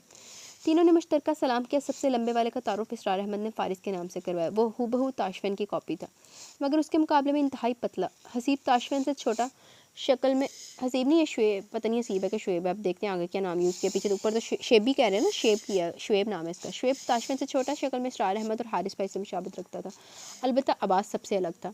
अब्बास ने ही खुश दिली से आगे आकर जुगन से हाथ मिलाया। चंद पल अजीब से अजनबी खामोशी के साथ वो सब लोग वहाँ खड़े होकर एक दूसरे से नजर चुराते हुए करने की कोई बात ढूंढते रहे।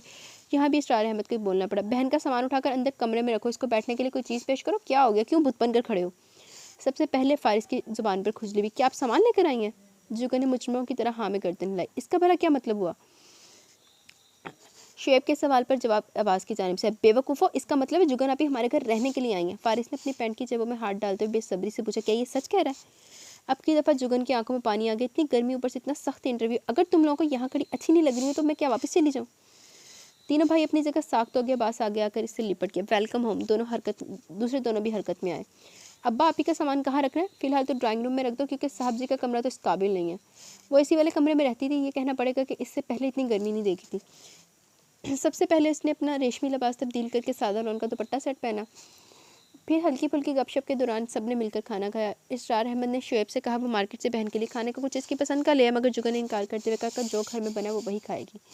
फिर भी आलू गोश्त के साथ फारिस तंदूर से रोटियां लेने गया तो आइसक्रीम और टिक्के वगैरह ले आया। घर में कुल 5 कमरे थे, एक शुएब और फारिस का, एक अब्बा और अब्बास का और एक ताशफैन का। चौथा ड्राइंग रूम के तौर पर इस्तेमाल होता है। एक फैमिली रूम था जहाँ टीवी रखा था। इसी एक कमरे में गर्मियों के एसी और सर्दियों में हीटर लगाकर सारे सोते, मगर आज इस कमरे में सिर्फ जुगन का बिस्तर लगा। इसरार अहमद को वैसे भी एसी में नींद नहीं आती थी। वो सर्दी होती है गर्मी अपने ही कमरे में सोते। शुएब, फारिस और अब्बास जुगन को सोता हुआ तसव्वुर करके भाई लॉन्च में बैठकर गप्पे मारते हुए यही समझे हुए थे कि जैसे इनके और जुगन के दरमियान लोहे की दीवार हाइल हो जो बाहर की आवाज़ अंदर नहीं जाने देगी। पर एक तो अजनबी जगह, अजनबी माहौल, अजनबी लोग, ऊपर से इतनी ज़ोर ज़ोर से आती आवाज़ें। रही से कसर वो बदबू बुरी करी थी जिस वक्त कमरे में न जाने पसीने से भीगी किस चीज़ से उठ रही थी। बड़ा सब्र करने की कोशिश की, मगर बेसूद। आखिर उठकर दरवाज़ा खोलना ही पड़ा। दरवाज़ा खुलने की आवाज़ पर लाउंज में एकदम खामोशी छा गई। तीनों की निगाहें इस जानिब उठी। खुले दरवाजे के दरमियान में खड़ी होकर वो तीनों को बारी बारी घूरते हुए बोली, इतने खामोश क्यों हो गए हो? प्रेस कॉन्फ्रेंस खत्म हो गई? अंदर कमरे में किसने अपने गंदे मोजे उतार कर फेंके में? अगर ये साजिश इसलिए थी कि मुझे आते ही डरा दोगे तो मैं आज की रात यहाँ भाग जाऊँगी, तो जान लो मैं सर पर कफन बांध कर आई हूँ। अब्बास जल्दी जल्दी बोला, क्या आप भाई को अपने साथ ले जाने के लिए आई हैं? मुझे तुम्हारे भाई का अचार नहीं डालना, ना ही इनसे अपने मोहल्ले की सफाई करवाने के खास उनको लेकर जाऊँगी। फारिस ने उसकी मालूमात में इजाफा करना ज़रूरी समझा। वैसे तो हमारा सारा घर ही कोई खास साफ़ सुथरा नहीं है, फिर भी सबसे ज़्यादा गंदा कमरा आपके मिजाज खुदा का है, इसलिए इसको साथ ले जाकर भी कोई फ़ायदा नहीं होने वाला। मौसूफ को सफाई से खास चिड़ है, और आपके कमरे में मोज़े किसी साजिश के तहत नहीं है रखे। हमारे घर में एक आधा चूहा घुसा हुआ है। इसके हसीब के शुएब के गंदे मोज़ों की नायाब खुशबू से ख़ास किस्म की एलर्जी। जिस कमरे में मोज़े मौजूद हो वहाँ जाना हराम समझता है। अब आप सोच लें, चूहे की कंपनी पसंद है या मोज़ों की खुशबू? जुगन की आंखें वहशत से फैल गई। एक ही जस्ट में भाग कर इन लोगों के दरमियान सोफे पर पाँव पर ऊपर करके बैठ गई। अगर तो ये चूहा भी किसी साजिश का हिस्सा, तो याद रखना बड़ा पछताओगे। मुझे चूहों को पकड़ने के 101 तरीके मालूम है। तीनों भाइयों ने एक वक्त में गर्दन मोड़कर इसे देखा, जो पहली आंखों से इर्द गिर्द का जायजा ले रही थी। कुछ देर तक चारों यूं ही खामोशी से बैठे रहे। क्या अंकल सो गए? हाँ जी, वो अगर 9 बजे तक सोने के लिए ना लेटे तो फिर इनको बड़ी देर तक नींद नहीं आती। हसीब के बताने पर, यार अब हसीब पढ़े कि शुएब पढ़े? शुएब भी कह रहा था उसको, तो शुएब ही है नाम। शुएब के बताने पर बेख्तियार उसकी नज़र सामने क्लॉक पर गई, पूरे पौने 10 हो रहे थे। तुम्हारा भाई किस वक्त घर पे आता है? आमतौर पर तो 8 बजे तक आते थे, पर आज हाय हाय यार ये मच्छर, 1 मिनट यार मच्छर। पर आज 6 बजे कॉल आई थी, कह रहे थे कि रात लेट आएंगे। मुझे डर लग रहा है। अब के बोलने वाला शुएब की बजाय फारिस था। चूहे से फिक्र ना करे, वो सोफे पर नहीं चढ़ सकता। वैसे भी वो शुएब का पक्का दोस्त है, इसकी खातिर वो आपका एहतराम ही करेगा। यार अब इतना हसीबी लिखा हुआ, बस भी पढ़ेंगे अब। यक, मुझे चूहे से एहतराम करवाने का कोई शौक नहीं और ना ही मैं इससे डरती हूँ। अगर अब चूहे का नाम भी ले तो मैं निकल कर भाई गली में बैठ जाऊँगी। पर खुद ही तो कह रही हैं आपको डर लग रहा है। क्या हसीब या बासी से डर लग रही हैं? अरे नहीं भाई, तुम्हारे बड़े भाई से डर रही हूँ। मुझे यहाँ देखकर गुस्से में आ गए तो? अगर मुझे यहाँ से चले जाने का हुक्म दे दिया तो? क्या आप मेरे भाई को इस कदर बदसौक और गैर महज़ब समझती हैं? फारिस की बात के जवाब में वो जलकर बोली, नहीं नहीं, माशाल्लाह से बहुत ही तहजीब याफ्ता सुलझे हुए इंसान है। बीवी को शादी वाले दिन ही अकेला छोड़कर भाग गए। न जाने वो कितनी जज्बाती होगी। इसके आंसू देखकर वो तीनों भाई टूटे हुए स्प्रिंग की तरह अपनी जगह से उछले। अरे आप तो रोने लगी, माफ़ कर दे, मेरा मकसद आपकी दिलाजारी करने का हरगिज़ नहीं था। इसके आंसुओं के दरमियान फारिस को घूरा। तुम क्यों माफ़ी मांग रहे हो? मेरा दिल तो तुम्हारे भाई ने दुखाया। लॉर्ड साहब ने कहा कि पहली बात ही है कि निकाह मेरी मर्जी से नहीं हुआ, ना मैं तुम्हें पसंद करता हूँ। भला कोई ऐसा भी करता है? अलमास से इश्यूज़ थे, मुझे तो दरमियान में ना घसीटते, ना मुझे खुद को समझने का मौका दिया, ना मेरे दिल की सुनी। बस खुद ही मुझे कटहरे में खड़ा करके खुद ही वकील बन गए, फिर खुद ही जज बनकर फैसला भी सुना दी। कहने लगे कि तलाक लेनी हुई तो मेरे वकील से रब्ता कर लेना। कोई पूछे, इस वक्त तो तुमसे शादी के अभी 24 घंटे भी नहीं हुए, मैं तलाक लेने का क्यों सोचती? और अगर मुझे तलाक ही लेनी थी तो इससे शादी क्यों करती? सारे ख़ानदान और दोस्तों के सामने तमाशा बना दिया, और तो इनकी भाभी साहिबा ने भी मुझे इल्ज़ाम दिया। हाय जुगन, तुमसे अपना शौहर तक ना काबू हुआ, जैसे जुगन ने तो शौहर को काबू करने के लिए कोर्स कर रखा था। आंसू बहाते हुए मुसलसल बोल रही थी। एक भाई भागकर टिश्यू लिया, दूसरे ने पानी के ग्लास इसके हाथों में थमाया, तीसरा उसको टेडी बियर की तरह साथ चिमट कर धारस बंधा रहा था, जिस पर फारिस ने उसको पीछे धकेलते हुए छिड़का, और एक गंदे पीछे होकर बैठ, अब क्या इनको जुएं डालनी है? जुगन के टिश्यू से नाक पहुँचते हाथ वहीं साख्त होके बोली तो आवाज़ में बेयकीनी थी, किसको जुएं पड़ी हैं? ये मोटे गंदे को, जो साल में सिर्फ एक मरतबा नहाता है। हसीब के कहने पर इसमें शर्मिंदा से नजर आते आवाज़ को देखा, जिसने जुगन को सफाई पेश करना ज़रूरी समझाना। अब ये झूठ बोला, मैं हर जुमे को नहाता हूँ, पर वो मेरे साथ क्लास में एक लड़की बैठती है, इसकी जुएं मेरे पीछे पड़ी हुई है। मैंने टीचर से कहा था मेरी चेयर तब्दील बदल ले, पर वो कहती हैं कि अगले माह बदलूंगी। वो मासूम सी शक्ल के साथ आंखें मटका कर बोल रहा था। जुगन को याद आया कुछ लम्हे पहले वो कैसे इसके साथ लगकर बैठा था। अभी फारिस ने उसे खींच कर सोफे के दूसरे कोने पर डाल दिया था। इसके दिल को कुछ हुआ, हाथ बढ़ाकर अब्बास को अपनी जानिब बुलाया। वो भी जैसे बस इशारे का मुंतज़िर था, फट से अपनी पहली पोजीशन में आ गया। पहले गंदी जराब में, फिर चूहा और अब जुएं। और भी कुछ खतरनाक खबर रह गई तो अभी बता दो, शायद दिन चढ़ने के बाद तुम लोग को याद ना रहे।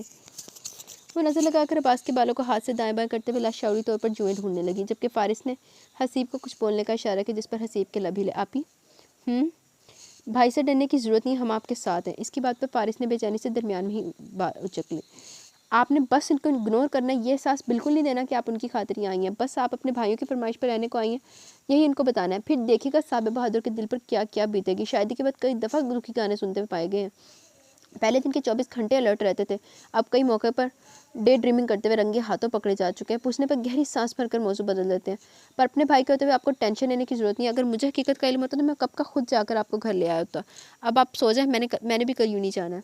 हाँ, तुम लोग सो जाओ जाकर। मैं ज़रा अब्बास के सर का जायज़ा लेना चाह रही हूँ। किस कदर बेदर्दी से तुम लोगों ने इसको गंदा बोला, और थैंक यू आप दोनों का। सॉरी, मैं थोड़ी जज्बाती हो गई थी। दोनों मज़ीद कुछ कहने की ख्वाहिश दिल में लिए अपने कमरे की जानिब बढ़ गए। वो वहीं बैठी अब्बास की जुएँ निकालती, न जाने कितना वक्त गुजर गया। वो चौंकी जब अब्बास के खराटे गूंजने लगे। अब्बास का सिर साफ करके उठना ने वो अपना आधा वजन इसकी गोद में डालकर सोया हुआ था। टांगे सोफे के दूसरे एंड को मिल रही थी। जुगन ने अपने हाथ टिश्यू से साफ किए। यार हाथ धोने थे, लेकिन वो गोदी पे है। एक नज़र क्लॉक पर डाली, रात का 1:30 बजा था। वो अभी तक घर नहीं आया था। इस घर और इसके घर के मकीनों के बारे में सोचते हुए न जाने कब इसकी आंख लग गई। मासूम चेहरा, नीची निगाहें, भोली सी लड़की, भोली अदाएं। ना अप्सरा है ना वो परी है, लेकिन ये उसकी जादूगरी है। दीवाना कर दे वो, एक रंग भर दे वो, शर्मा के देखे जिधर।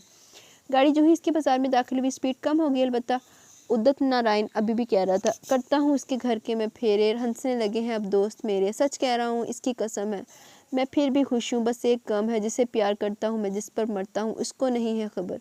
घर से निकलते ही कुछ दूर चलते ही रास्ते में है उसका घर। गाड़ी की स्पीड अब ना होने के बराबर थी। स्ट्रीट जंप्स पर आकर मजीद कम हो जाती। लड़की है या कोई जैसे पहेली। ओहो, कल जो मिली मुझको उसकी सहेली, मैंने कहा उसको जाके ये कहना, अच्छा नहीं है यूं दूर रहना। कल शाम निकले वो घर से टहलने को, मिलना जो चाहे अगर। घर से निकलते ही कुछ दूर चलते ही रास्ते में है उसका घर। कल सुबह देखा तो बाल बनाती वो खिड़की में आई नज़र। गाड़ी का इंजन बंद होते खामोशी छा गई। इग्निशन से चाबी निकालकर उसने दरवाज़ा खोलकर सीधा पैर बाहर निकाला। हाथ बढ़ाकर डैशबोर्ड में रखा अपना पिस्टल और बैज निकाले। साथ वाली सीट पर पड़ा मोबाइल कमीज की ऊपरी जेब में ठूंसा। गाड़ी से निकलकर खड़ा हुआ, एक नज़र दोनों तरफ सुनसान पड़ी गली पर डाली। ना कोई बंदा नजर आया, ना बंदे की साथ। अपनी जमाई रोकते हुए इसने गाड़ी लॉक की और कदम आगे बढ़ा दिए। जहन में आज के वाक़े की हाईलाइट्स चल रही थी। आज का सारा दिन वो इंतहाई मसरूफ रहा था, इसलिए लंच में जुगन से होने वाली मतभेद के बारे में वो ज़्यादा ना सोच पाया। मगर अब तो अभी से लेकर कल सुबह तक वक्त बिल्कुल अपना था, क्योंकि आज वैसे ही छुट्टी थी। जैसे पुप्पी सुगरा के दरवाजे के करीब आया, फट उनकी खिड़की का पट खुला। वो मुस्कुरा दिया, अस्सलाम वालेकुम, आपको खुशबू आ जाती है? जरूरी तो नहीं हर दफ़ा मैं ही हूँ। वालेकुम अस्सलाम, आज तो बड़ी देर से आए, तुम्हारे पैरों की आवाज़ से पता चल जाता है। जिस वक्त गली में पैर रखते हो इसकी वक्त मैं जान जाती हूँ मेरा बच्चा आ गया। आपका प्यार है पुप्पी, और सब खैरियत है? बस पुत्र ज़िंदगी के दिन पूरे कर रही हूँ। आज हारिस आया था, पप्पू ने बताया भाई आया। मैं बाहर निकली हूँ, इतनी देर में वो चला भी गया। पता नहीं क्या लेने के आया था, अल्लाह जाने बाप को भी मिलकर गया या नहीं। जल्दी में होगा पुप्पी, वैसे भी वो बड़ा आदमी है। आप आराम करें, मैं घर चलता हूँ, सुबह मुलाकात होती है। अब और कौन सी सुबह होनी है, 4:30 बज रहे हैं। तुम्हारी पहली नौकरी भरी थी, आने जाने का एक वक्त था। अब तो 3 माह के अंदर पता 15 दफ़ा तो यूँ रात के आखिरी पहर वापस आए हो। बस पुप्पी, पहले तो घर वाली बात थी, अब सरकारी नौकरी। आप दुआ कर दिया करे, बाकी अल्लाह मालिक है। मैं तो अपने बच्चों के लिए दिन रात दुआएं करती हूँ। बिन माँ के घर को चला रहे हैं, अपने बूढ़े बाप का सहारा। वैसे मैं दिन में आऊँगी तुम्हारे बाप के पास। अब तुम्हारी शादी भी हो जानी चाहिए। मेरी नरगिस से तुम बस 2 महीने बड़े हो, अब खैर से उसकी भी शादी जल्दी कर देनी है। वो दिल ही दिल में जलतू जलालतू पड़ने लगा। अच्छी बात है, आइएगा, दिन में गप लगाएंगे। अभी तो मैं बड़ा थका हूँ पप्पी, आराम करूँगा, अल्लाह हाफिज़। इसने कदम एक दफ़ा फिर आगे बढ़ा दिए। अपने घर के बाहर वाला बल्ब आज खिलाफे मामूल बंद मिला। चाबी से दरवाजे का लॉक खोला, साथ ही धीरे से एक पट इतना वार किया जिससे अंदर आ पाता। अपने पीछे लाउंज के दरवाजे को दोबारा लॉक करते हुए आगे बढ़ाया। लाउंज का पंखा और लाइट चल रही थी। अंदर आते ही नज़र सीधी सोफे पर बिखरे नस्वानी वजूद पर पड़ी। कदम साख्त हुए, नज़रें बेयकीन। हल्के पीले और सफ़ेद प्रिंट सूट का दुपट्टा आधा नीचे लुढ़क रहा था। नज़रें बेयकीन, हल्के पीले और सफ़ेद प्रिंट सूट का दुपट्टा आधा नीचे लुढ़क रहा था, आधा उसके सीने पर पड़ा था। चेहरा बालों की ओट में छुपा था। वो खुद इस हालत में पड़ी थी कि एक टांग सोफे से नीचे लटक रही थी, दूसरी दूरी हुए सोफे पर धो रही थी, जिससे अब्बास का सर रखा हुआ था। खुद इसका सर सोफे की बैग पर था। ताशफन के लिए मंजर अजीब व गरीब था। सामने बड़ी लड़की को देखकर अगर वो ये सोचता कि शायद किसी गलत घर में आ गया हो, तो इसी वक्त अब्बास की वहाँ मौजूदगी ये गलतफहमी दूर कर देती। यकीन नहीं था कि वो अपने ही घर में है, मगर सवाल ये उठता कि ये कौन है। माथे पर उलझन की शिकन लेकर आगे आया। पिस्टल, चाबी, बैच सेंट्रल मेज पर रखा। किचन में जाकर हाथ धोए, फ्रिज में से अपने लिए ठंडे पानी का गिलास निकाला। वहीं स्टूल पर बैठ के घूंट घूंट पानी पिया। इस औरत के बालों का रंग और लंबाई इसके अंदर खतरे की घंटियां बजा रही थी, क्योंकि शादी वाले दिन इसके बाल नहीं देखे थे, पर आज ही वो इसे दोबारा मिली थी। इसके बाल बॉब कट थे। काले बालों में वो कहीं कहीं गहरी सुर्ख शेड आती थी, और सोफे वाली के बाल छोटे और बल्ब की रोशनी में मजीद सुर्ख नजर आ रहे थे। किचन से निकलकर वो फारिस लोगों के कमरे में गया। कमरा खाली था। इसी वाले कमरे में गया तो दोनों की कारपेट पे बेखबर पाया। दोनों सोने को तो अपने कमरे में गए थे, मगर गर्मी और हबस ने मत ही मार दी, तो दोनों वहाँ से भाग निकले। दरवाज़ा बंद करके अब्बा की तरफ आया, जहाँ पहले से बत्ती चल रही थी, जिसका मतलब था कि वो जाग रहे थे। अस्सलाम वालेकुम अब्बा जी। वालेकुम अस्सलाम। खाना नहीं खाओगे? नहीं, मैंने शाम को खा लिया था। आपको तो किसी चीज़ की ज़रूरत नहीं। नहीं यार, मैं ठीक हूँ, बस वो अब्बास को उठाकर अंदर डाल दो, बाहर गर्मी है। वो अपनी चारपाई पर ऐनक लगाकर बैठे हुए थे। आगे रैल में कुरान धरा था। अब्बा जी बोलो, उसको समझना क्या कहे। क्या बाहर सोफे पर मेरी बीवी है? इन्होंने सर उठाकर इन्हें देखा। नहीं देखा था, पर जब वो कुछ ना बोला तो अब्बा जी ने खुद ही इसकी मुश्किल आसान कर दी। जुगन शाम 4-5 बजे की आई हुई है, इसको हारिस छोड़ कर गया है। अपने साथ जितने बैग लाई इसे तो ऐसे मालूम होता कि रहने आई है। वो दरवाजे की फ्रेम में टेक लगा कर खड़ा था, अभी तक बेयकीनी गालिब थी। क्या आपने इससे पूछा है कि यहाँ क्यों आई है? आवाज़ सरगोशी से कुछ बुलंद थी। अब्बा जी ने ऐनक फ्रेम के ऊपर से पल की पल बेटे के चेहरे को देखा, जिस पर संजीदगी रकम थी। घर का मकीन आए तो इससे ये नहीं पूछा जाता कि वो क्यों आया। क्या अभी मैंने तुमसे पूछा कि तुम यहाँ क्यों आए? मेरा तो ये घर है, मुझसे ये सवाल बनता ही नहीं है। अगर ये तुम्हारा घर है तो वो तुम्हारी बीवी है, ये उसका भी उतना ही घर है जितना तुम्हारा ये इस घर के किसी और फर्द का। इस मौजू पर बात करने को बड़ा वक्त पड़ा, थके हुए आयो, जाकर आराम करो। अगर हो सके तो जुगन और अब्बास दोनों को जगाकर अपने कमरे में सोने का बोले, यहाँ उनकी नींद पूरी नहीं होगी, खासकर जुगन की। वो वाकई इस वक्त बहस नहीं कर सकता था, इसलिए वहीं से मुड़ गया। अब्बास को उठाकर हसीब और फारिस के साथ कारपेट पर डाला। अपने कमरे में जाकर उसने एयर कूलर में पानी भरकर इसे ऑन किया, बेड की चादर झाड़कर दोबारा बिछाई, सराहना ठीक करके रखा। वापस बाहर आया तो वो वैसी की वैसी लेटी हल्के खराटे ले रही थी। इसने अपनी ज़िंदगी में खराटे लेने वाली औरत के सिरे से कोई औरत इतनी बेफिक्री से पड़ी सोती यूँ करीब से नहीं देखी थी। यह उसकी ज़िंदगी का पहला तजर्बा था। वो इसके ऊपर झुका, शहादत की उंगली से इसके चेहरे पर आए बाल धीरे से पीछे हटाए। गुलाबी होंठ नीमवा थे, लंबी पलकों वाली आंखें बंद थी। ताशफन को उसके वजूद से ताज़ा की शैम्पू और धीमी सी गुलाब की खुशबू आई। इसको जगाकर अंदर भेजने का इरादा तर्क करते हुए इसने बड़े आराम और सहूलत से इसको गोद में उठाया। वो किसी बच्चे की तरह इकट्ठी होकर इसे चिमट गई थी। ताशफन ने आंखें घुमाकर सोचा, मोहतरमा मेरा काम मजीद आसान कर रही हैं। अंदर लाकर बेड पर डालने के बाद मुड़कर एक भी नज़र इस पर डाले बगैर वहाँ से निकल आया। जहन में बहुत से सवाल खलबली मचा रहे थे, मगर वो हर सवाल को नज़रअंदाज करता हुआ आरामदेह लिबास पहनकर अपने भाइयों के कमरे में सोने। वो साहिल समंदर पर ताशफिन के हाथों में हाथ दिए वॉक कर रही थी। ताशफिन ने नेवी ब्लू टी शर्ट के साथ ब्लू जीन्स की लॉन्ग निकर पहनी हुई थी। हवा उसके बिखरे बेतरतीब बालों के साथ मुसलसल अटकेलियाँ कर रही थी। आंखों पर स्याह शीशों वाला चश्मा था। वो थोड़ी थोड़ी देर बाद किसी न किसी बात पर मुस्कुराता तो जुगन को अपनी सांस रुकती हुई महसूस होती, क्योंकि उसके डिम्पल जुगन के दिल की धड़कन उथल पुथल कर रहे थे। इसका जी चाह रहा था कि वो हाथ बढ़ाकर उसके गालों पर दोनों जानिब उभरने वाले नन्हे नन्हे गड़ों को छूकर महसूस करे, मगर उसकी हिम्मत नहीं पड़ रही थी। अचानक वो इसके बिल्कुल नज़दीक रुक गया, जिससे इसके दिल में पलने वाली ख्वाहिश को चेहरे से पड़ गया हो। जुगन की निगाहों में गहराई तक देखते हुए उसने जुगन का सीधा हाथ अपने बड़े से हाथ में लिया और अपने चेहरे से मस किया। जुगन हैरान हुई। उसके चेहरे पर एक दिन की शेव जितने बाल निकले हुए होने के बावजूद उसका लम्स किसी ऊनी फर की तरह मालूम हुआ। इसने एक दफ़ा फिर उंगली इसके चेहरे पर फेरनी चाहिए, मगर ताशफन ने हल्के से इसको काट लिया। पट से आँख खुली, सांस फूली हुई थी, सारा जिस्म पसीने से शराबूर था। पर आँख खुलते ही दूसरे सरहाने पर मौजूद हस्ती को देखकर फलक से फलक शगाफ चीखें बरामद हुई। बेड पर से कूदते वक्त ये ना मालूम हो सका कि वो पहले कूदी है, जिसके डर से कूदी वो पहले फरार हुआ। पर अल्लाह की करनी ऐसी भी कि दोनों की टाइमिंग इंतहाई अफसोसनाक रही। पैरों के नीचे रुई का गाला महसूस करते चीखों में और तेज़ी आ गई। कमरे से बाहर वाली अवाम अपने रोज़मर्रा के धंधों में मसरूफ़ थी, मगर खातून की दहाई सुनते ही जो हथियार हाथ में आए, जवान उठाकर मौका वारदात की जानिब भागे। जैसे बिन देखे ही जान गए हो कि आगे किस शेर से मुलाकात होने वाली है। एक के हाथ में वाइपर था, क्योंकि वो फर्श धोने के बाद वाइपर लगा रहा था। दूसरे के हाथ में झाड़ू थी, क्योंकि वो बाहर दरवाजे के सामने गली साफ़ कर रहा था। तीसरे के हाथ में जूता था, क्योंकि वो अपने सामने जूतों का ढेर लगाए जूते पॉलिश करने में मसरूफ़ था। चौथा सिर्फ तजस्सुस के मारे वहाँ आया था, हाथ में भरा लस्सी का गिलास था। जैसे ही वो अंधाधुंध भागती हुई कमरे से निकली, सीधा लस्सी वाले से टकराई। जुगन को यूँ मालूम हुआ कि सर किसी दीवार में दे मारा हो, जबकि सामने वाले ने अपने सीने पर हल्का सा हाथ मारकर सहलाया। खौफ इतना ज़्यादा था कि वो टक्कर भूलकर दौड़ती हुई सोफे पर चढ़ी। मैं यहाँ एक पल नहीं रहूँगी।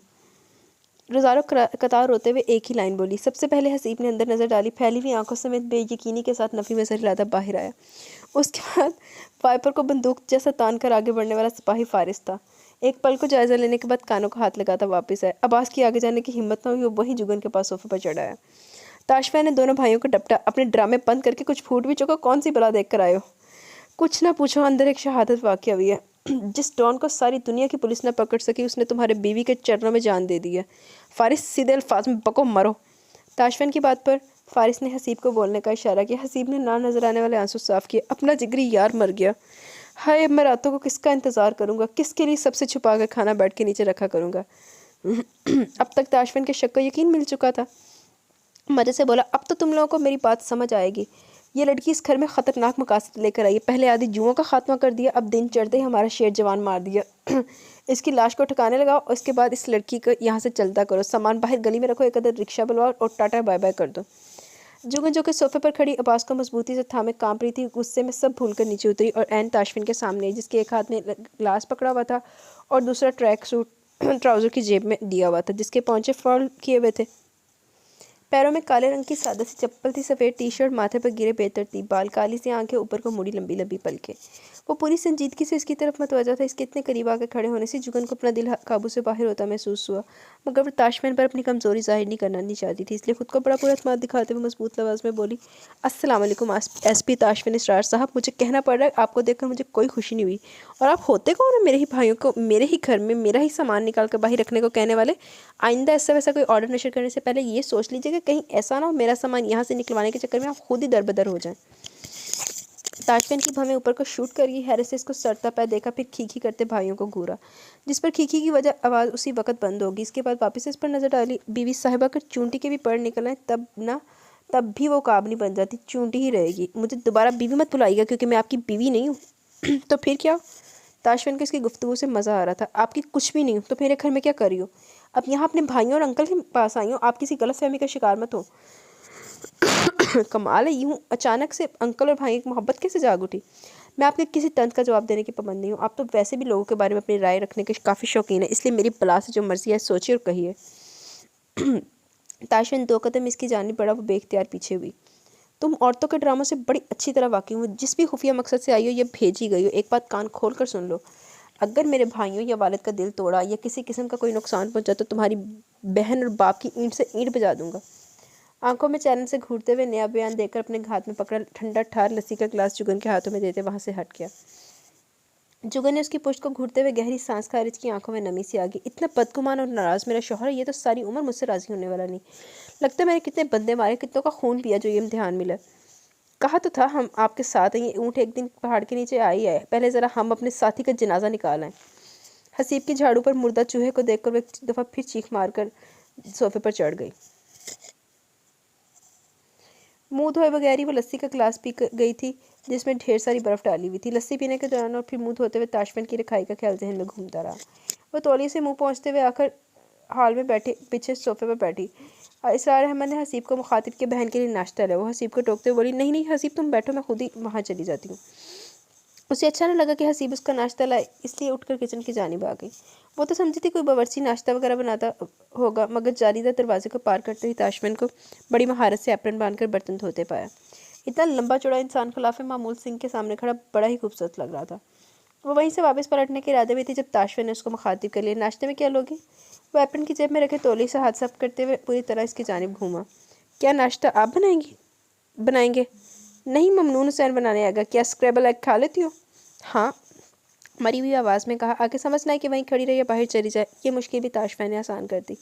चूल्हा ऑन करने के बाद एक प्याली में अंडे तोड़ते हुए गर्दन मोड़कर एक अचटती सी नज़र इस पर डाली। बैठ जाओ। उसकी टांगें भी जवाब दिए जा रही थी, इसलिए फ़ौरन हुक्म की बजावरी कर गई। किचन को इतना छोटा तो नहीं था जितना इस वक्त इस देव का जैसे आदमी की मौजूदगी ने बना दिया था। जुगन आंखों में खुशगवार हैरत लेकर देखती चली गई। 3 अंडों को तोड़कर अच्छी तरह से फेंटने के बाद उसने फ्राई पैन में तेल डालकर फ्राई किए। एंड पर हल्का सा नमक और काली मिर्च छिड़कने के बाद एक प्लेट में निकाल लिया। 4 अदद स्लाइस सेकने के बाद एक कप में चाय समेत जुगन के सामने मेज़ पर रख दिया। 7 जैम और एक प्याली में आम का मुरब्बा रख दिया। ये सारी कार्रवाई 5 मिनट के अंदर अंदर मुकम्मल हुई थी। जुगन सामने रखे मज़ेदार नाश्ते को देख रही थी। एक आध नज़र चोरी चोरी ताशमहल पे भी डाल रही थी, जिसने किचन शेल्फ से सारा सामान समेटा। कपड़ा मारकर साफ़ करने के बाद फ्रिज से अपने लिए लस्सी का एक गिलास लेकर वहीं इसके सामने वाली कुर्सी संभाल कर बैठ गया। जुगन ने डरते डरते ज़ुबान खोली, क्या टमाटो केचप मिल सकता है? ताशमहल की आंखों में हैरत जागी, फिर नजरें घुमाता हुआ अपनी जगह से उठा और कैबिनेट में से केचप की बोतल निकालकर मेज़ पर रखने के बाद अपनी जगह पर बैठ गया। पहले जुगन इसके महारत और तेज़ी से चलते हाथ देखती रही थी, और अब वो इसकी कार्रवाई को हल्की सी तेवरी के साथ जांच रहा था। जुगन ने एक स्लाइस सीधा किया, ऊपर अंडे का ढेर लगाया, उसके बाद केचप अंडेला, फिर दूसरा स्लाइस ऊपर रखकर खाने लगी। ताशमहल की नज़रें खुद पर गड़ी महसूस करके इसने नवाला निकल कर इस्तफसार किया, क्या आपके घर में खाते हुओं को ऐसे घूर कर उनको ज़रा खाने से रोका जाता है? Very funny mister little riding hood, अपनी आमद का मकसद बताओ। आपके लिए हरगिज़ नहीं आई हूँ। मुझे ऐसी कोई गलतफहमी है भी नहीं, क्योंकि मेरी खातिर तुम उस दिन आती जब मैंने खुद से तुम्हें अपने साथ आने का बोला था। आज तुम आ भी जाओ, मुझे कोई फ़र्क नहीं पड़ता है। तो मैं अपना सवाल दोबारा से दोहराता हूँ, क्यों आई हो? इसने अपने भागते हुए दिल को मजबूती से थाम कर पहलू में रखा हुआ था। इस शख्स के सामने पहले मरले पर खुद को कमज़ोर जाहिर करके अपने पर हावी नहीं करना चाहती थी, वरना वो इस वक्त इसकी खूरती हुई नज़रों के सामने शेर बनकर नाश्ता न कर रही थी, बल्कि कब की भाग गई होती। देखिए ताशमहल साहब, ना तो ये आपका क्रिमिनल सेल है, ना मैं कोई मुलजिम जिससे आप यूँ तफ्तीश कर रहे हैं। मैं अपने अंकल के घर रहने आई हूँ, आपको इससे क्या मतलब? ताशमहल का कहकर तंजिया था। हाँ यार, ये मच्छर एक तो आ जाता है, नैश मारा मेरी रिकॉर्डिंग में। माशाल्लाह, ये मेरे अब्बा कब से तुम्हारे इतने प्यारे अंकल हो गए कि तुम अपनी हाई फाई प्रोफाइल ज़िंदगी से वक्त निकाल कर स्पेशल इनके यहाँ रहने आई हो। अपनी सारी उम्र में ये मौजज़ा पहले तो कभी मेरी गुनाहगार निगाहों से नहीं गुजरा। वो अपनी बात पूरी करके फिर से सवाली नजर इस पर जमाए बैठा था और वो mesmerize होकर इसका चेहरा देख रही थी। वो जो कुछ देर पहले तंजे से मगर कहका लगाते हुए गुलाब की मानद खिला था, जिसकी रोशनी इसकी आंखों तक गई थी। वो इस शख्स की मुस्कुराहट की पहले फ़ैन थी, कहके ने तो दिल ही लूट लिया। ताशफैन ने उसकी आंखों के सामने चुटकी बजाई। Hello little red riding hood, जाग जाओ। उसने अपना बचा नाश्ता हाथ में लिया, दूसरे हाथ में चाय का कप उठाया और पाँव की मदद से दरवाज़ा खोलकर बाहर आई। हाल में आकर मेज़ पर अपना कप रखा और बास के बराबर सोफे पर टिकते हुए बोली, अंकल क्या ये आपका घर नहीं है? इसरार अहमद जो कि अखबार पढ़ रहे थे चौंक कर मतवजा हुए, मेरा ही घर है, क्यों? हसीब वाइपर का काम खत्म कर चुका था, सींग से हाथ धोकर इधर ही आ गया। फारिस पहले ही ताज़ा धुले ठंडे फर्श पर लेटा हुआ था। वो अपना दूसरा सैंडविच अब्बास की जानिब बढ़ाते हुए मज़े से बोली, वो ताशफिन साहब बार बार मुझसे यही एक सवाल पूछे जा रहे हैं कि मैं इनके घर क्यों आई हूँ। क्या ये सिर्फ उनका ही घर है? मेरा इधर कोई हक नहीं। इसरार अहमद ने एक नज़र किचन की खिड़की से नजर आते ताशफिन पर डाली, फिर जुगल से मुखातिब हुए, बेटा जी वो हमारे घर के लाट साहब हैं, इनके खर्चे पर हम लोग पल रहे हैं। जिसका रोब डालने को वो ऐसे ड्रामे करता रहता है, पर तुम गौर ना करो, क्योंकि बाप वो नहीं मैं हूँ, और मेरी बेटी जितना अरसा चाहे जी चाहे यहाँ रह सकती है, बल्कि जिस कमरे में तुम सोई हुई थी आज से वो तुम्हारा हुआ। अपनी मर्जी से जालो, हसीब लोग तुम्हारी मदद कर देंगे। ताशफैन आंखों में मुस्कुराहट लिए किचन से निकला। सोच समझ कर कदम उठाए, आकर किस लड़की के लिए अपनी पार्टी बदल रहे हैं? इसी की बहन ने आपके बड़े बेटे को उल्लू बना कर रखा हुआ है, और अब ये आ गई आपको शीशे में उतारने। फारिस इसका सारा सामान निकाल कर मेरी गाड़ी में रख कर आओ, ये आज और अभी वापस जा रही है। जुगन का चेहरा सुर्ख हो गया, हाथ में थामा सैंडविच वापस प्लेट में रख दिया। हसीब और फारिस उसी की जानिब देख रहे थे। इनको अफसोस तो हो रहा था मगर भाई को टोक ना पाए। इसरार अहमद ने अपने गुस्से का इजहार किया, क्या तुम्हारी इखलाकियत घाट चढ़ने के चली गई है? पहले तुम इस बच्चे के साथ ज्यादती कर चुके हो, अब भी अपने साबका रवैये पर माफ़ी मांगने की बजाय उल्टा अकड़ रहे हो। शर्म करो, घर आए मेहमान से कोई भी ऐसा भी करता है? सलूक नहीं करता। पहली दफ़ा वो मेरे घर आई, और अब अगर मजीद कोई बदतमीज़ी की ना ताशफैन, तो मुझसे कलाम ना करना। अब्बा के एक सब काफ़ी नहीं था? इसकी बहन ने हमने यूं ही खुले दिल से इस्तकबाल किया था। जो आप में क्या मिला? हमें 2 टके के गरीब बदतहजीब पेंडू लोग कहकर चली गई, साथ ही में हमारा ही बेटा भी ले गई। जैसे उसको तो अल्लाह ने ख़ास इसके लिए बड़ा ब्रॉड माइंडेड तहजीब याफ्ता बनाकर भेजा था। ताशफिन, मुझे दिल में बुक्स रखकर जीने वाले लोगों से सख्त नफरत है। अगर तुम्हारे दिल में इतना मैल भरा है तो जुगन से शादी क्यों की? आपको अच्छी तरह इल्म है कि शादी मेरे लिए जहर के प्याले से कम नहीं थी। इसके बहनोई बहन को ही मेरी ज़िंदगी बर्बाद करने की आग लगी हुई थी। मैं इन लोगों की इन्हीं की ज़ुबान में जवाब देने के लिए इस सूली पर चढ़ा था। अब ये आपकी सगी बनकर आ गई है। जैसे हम तो पागल अक्ल से पैदल लोग हैं, इनकी मकारियों को पहचान ही ना सकेंगे। जुगन को अपनी समात पर यकीन नहीं आ रहा था, जबकि स्टार ने बेटे को झाड़ पिला दी। ताशफिन, आज तुमने मुझे मेरी उम्र से 3 गुना छोटी लड़की उम्र की बेटी के सामने शर्मिंदा कर दिया। क्या ये मेरी तरबियत है? अब आप इसको बोलेंगे यहाँ से चली जाए, वरना मेरा इखलाक और भी काम से जाएगा, और मैं सॉरी भी नहीं करूँगा। जुगन इससे ज़्यादा खामोश न रह सकी। अंकल, आप इनको बता दें, ना मैं इनकी जेब से खाती हूँ और ना ही मैं यहाँ पर इन पर कोई डोरे डालने आई हूँ। ये जो डर रहे हैं ना कि जैसे हारिस भाई आप ही के प्यार में अंधे हो गए, वैसे ये भी हो जाएंगे, तो इनको बोलें अपनी हिम्मत बचा रहे कि मेरा ऐसा कोई इरादा नहीं, डरपोक कहेंगे। आखिर लाइन डरपोक बराह रास्त डरपोक की नज़रों में देखकर बोली थी। जवाबन जो तासुरात मिले वो इसे फ़ौरन नज़रें फेरने पर मजबूर करके। इसरार अहमद के लबों पर मुस्कुराहट दौड़ गई। जबकि वो तीनों भाई एक दफ़ा जुगन का चेहरा देखते तो अपनी बात पूरी करने के बाद मज़े से चाय पीने लगी, फिर दूसरी दफ़ा अपने भाई को देखते जो बहुत कुछ कहने की ख्वाहिश दिल में दबाई, इसको सिर्फ घूरियों से नवाज रहा था। तभी बैरूनी दरवाज़ा धड़ाम से वाव और फुप्पी सुगना का चेहरा फ्रेम में से उभरा। गोरा चिट्टा चेहरा, दरमियाने कद का फरबी माहिल वजूद, साफ सुथरे कपड़े, सलीके से सर पर ठहरा सफ़ेद मलमल का दुपट्टा जिसमें से सुर्ख मेहंदी से रंगे बाल झांक रहे थे। पैरों में सादी सी चप्पल, एक बाजू पर सोने के 2 कड़े, दूसरे हाथ की दरमियानी उंगली पर एक अंगूठी। चेहरा पसीने से भीगा हुआ था। इनको देखते ही हसीब ज़ेरे लब बड़बड़ाया, चलो जी तैयार हो जो, चलता फिरता खबरनामा आ गया। और भाई आज तुम पप्पी का दिल तोड़ने वाले हो, आखिर कब से वो तुम्हारी नरगिस की शादी के ख्वाब देख रही हैं?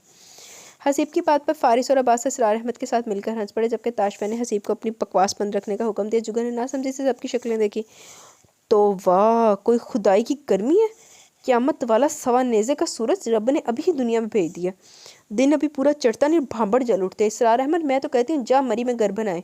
वो नहीं है अपना सुनार, आज सुबह सारे बाल बच्चे को मरी ले गया छुट्टियाँ मनान। फुप्पी, मरी कौन सा आइसलैंड है? मरी भी पाकिस्तान में है। इतनी गर्मी में वहाँ जाने के दौरान सफ़र में मत मारी जाती है। फुप्पी पहले तो फारिस की बात बड़े गौर से सुन रही थी, मगर जैसे ही अंदर आने के बाद नजरों ने जुगन को फोकस किया, इनकी सारी तवज्जो सारी की सारी इस जानिब होगी। इन्हीं कदमों पर थम गई, एक हाथ मुंह तक गया। वे इसरारे कुड़ी कौन है? हसीब ने अब्बा जी को आंख मारी, बोला, फुप्पी जी कौन सी कुड़ी? फुप्पी की निगाहें अब्बी जुगन पर थी। हाय हाय, यही जो सोफे पर बैठी है अपने अब्बास के कोल। क्या हो गया पुप्पी, हमारे घर कुड़ी का क्या काम, लगता गर्मी ने नज़र पर भी असर किया। जावे पर मेरी इतनी उम्र होगी आज तक बगैर ऐनक के सबक कुरान पढ़ती हूँ, सुई में धागा डाल लेती हूँ, और भला इतनी बड़ी जींदी जागदी कुड़ी तो नज़र नहीं आती पई है। पुप्पी कहीं सामने वाले आईने में अपना आप देखकर तो धोखा तो नहीं खा रही, क्योंकि यहाँ हम पांचों बाप बेटों के अलावा अगर कोई है तो वो आप खुद हैं। और फूफी आप खुद को लड़की बोलकर गुनाहगार तो ना हो, कल को अल्लाह को भी मुंह दिखाना है। आपके जवाब फारिस की जानिब से। फारिस ने जुत्ती खानी पुप्पी को। पुप्पी ने गुस्से से दोनों भाइयों को घूरा, फिर इसरार अहमद को। तेरे ये दोनों मस्टंडे अपनी हरकतों से बाज नहीं आते, किसी दिन इनको जूते मारने पड़ जाने हैं। बस एक ताशी मेरा बीबा पुत्र है। अब वो डरते डरते जुगन के करीब आई और उसके वजूद का यकीन करने के लिए हल्का सा कंधे पर हाथ का दबाव डालकर मुतमिन होकर वहीं बैठ गई। असली कुड़ी ऐसे मुझे पागल बना रहे थे। इसरार ये कौन है, पहले तो कभी नहीं देखी। अब फिर हसीब बाप से पहले ही बोल पड़ा, पुप्पी ना पूछो क्योंकि तुम्हारे अरमानों पर औंस पड़ जानी है। ताशफन बाहर को निकल गया तो उनकी निगाहों ने एंड तक पीछा किया। क्या ऑल फॉल बोले जा रहे हो, आखिर इसरार को ही बोलना पड़ा। पुप्पी ये जुगन है ताशफैन की बीवी। पुप्पी का मुंह लटक गया। चलो अब तुम भी पेटों के साथ मिलकर मुझे बुढ़ी का मजाक बनाओ, यही कसर रह गई थी। नहीं पुप्पी, भला मेरी इतनी जुर्रत कि मैं आपका मजाक बनाऊँ, मैं सच कह रहा हूँ। इसरार अहमद ने फौरन ही सफाई दी। पुप्पी के चेहरे पर हकीकी दुख लिखा नजर आया। ले दस, अभी कल मैं यहाँ से होकर गई, तब तक तो ताशफैन की कोई बीवी नहीं थी, अब ये रातों रात बीवी कहाँ से आ गई। बस पुप्पी जवान औलाद अपनी मर्जी से ब्याह लाया, मैं क्या करता, ये भी किसी की बेटी है। हाय वे माल का तेरे रंग। इसरार, मुझे तो लगता है अल्लाह ने तुम्हारे मुकद्दरों में अच्छी बहू से खिदमत कराना लिखा ही नहीं है। एक वो हारिस की वोटी है, हवा के घोड़े पर सवार रहने वाली, ना इसको किसी जीते जागते की फिक्र, ना मरे हुओं का दर्द। और अब एक ये ले आया परकटी कबूतरी। पर चलो हारिस लाख पूरा सही, शादी में तुम्हें लेकर गया था, याद है मुझे, तुम दोनों मियाँ बीवी रिश्ता लेकर गए थे, सारा मोहल्ला बारात के साथ गया था। पता चला था कि कोई शादी हुई, और जिसकी शादी का सबसे ज़्यादा अरमान था इसने झूठे मुंह बताया नहीं तक नहीं है, तब भी यहाँ खड़ा नहीं रहा, मेरे आते ही फ़ौरन चला गया, शर्मिंदा जिया। जुगन को खौफजदा होकर इनकी शक्ल देख रही थी। पुप्पी क्यों फिक्र करती है, मैं हूं ना आपका बेटा, सारे अरमान मेरी शादी पर पूरे कर लेना, पर खुदा के लिए कहीं मंगनी करवा दो। हम भी ज़माने का मुंह दिखाने वाले बने लोगों को ये बता बता कर उकता गया हूँ कि मैं भी अभी तक गैर शादीशुदा हूँ। भला फारिस इसरार का दुनिया की खुशियों पर कोई हक नहीं। लो और सुन, जुम्मा 8 दिन हुए नहीं इसको पैदा, फिर शादी के सपने देखे जा रहा है। आधा दिन तो तुम्हारा निकलता है गुड्डे लूटने में। तुम्हें लड़की कौन देगा, मेरा साफ पुत्र तो धोखा दे गया, अब भला मैं नरगिस को क्या मुंह दिखाऊंगी। कितने अच्छे घरों के रिश्ते मैंने मोड़ दिए, और आज ये दिन देख रही हूँ। क्या मेरा ताशफिन तो बड़ा ही सीधा साधा भोला सा है, ये लड़की उसको चुरा गई है। साथ ही वो खतरनाक तेवरों के साथ जुगन की जानिब मुड़ी।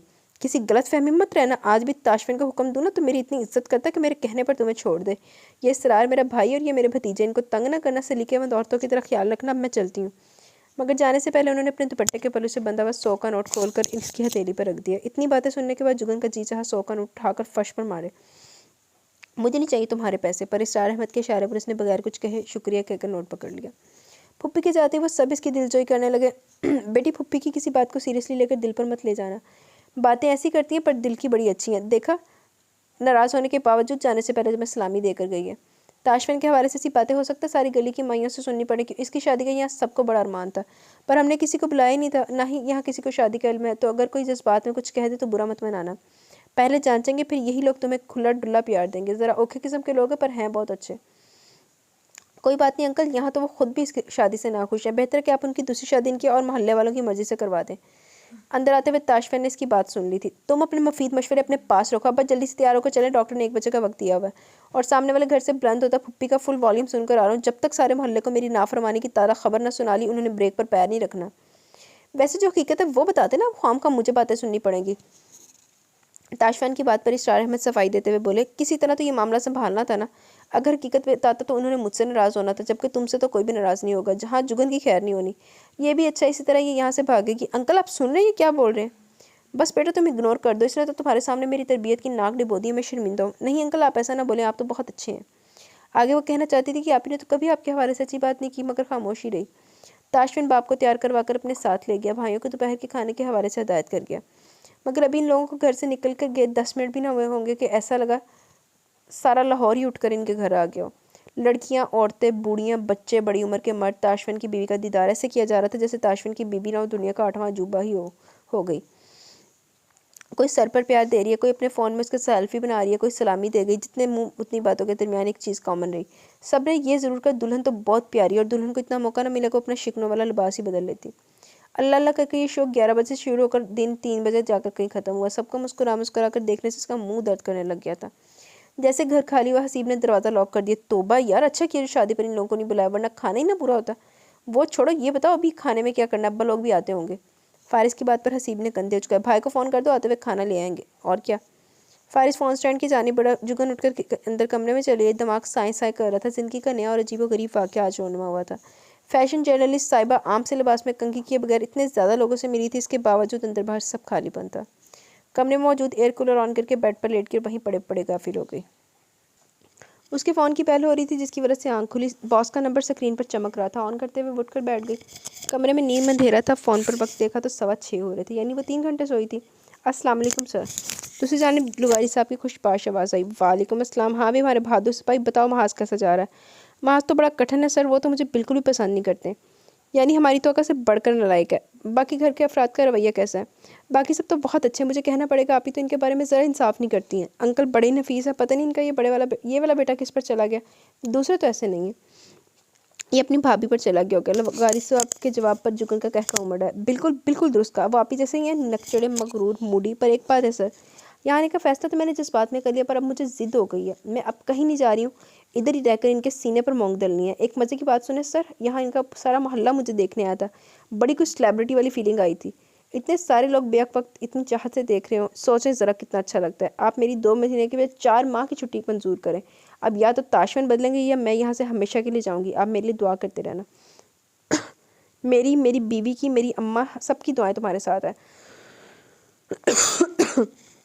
पर लगता है तुमने अपने घर पर ये नहीं बताया कि कहाँ जा रही हो। सर आप खुद सोचें, अगर बता देती तो मुझे आने किसने देना था। आखिर ताशवन की वजह से इन सबकी जाने वालों में इतनी सुबकी हुई थी, वलीमा पे बुलाकर फिर वलीमा ही कैंसिल कर दिया।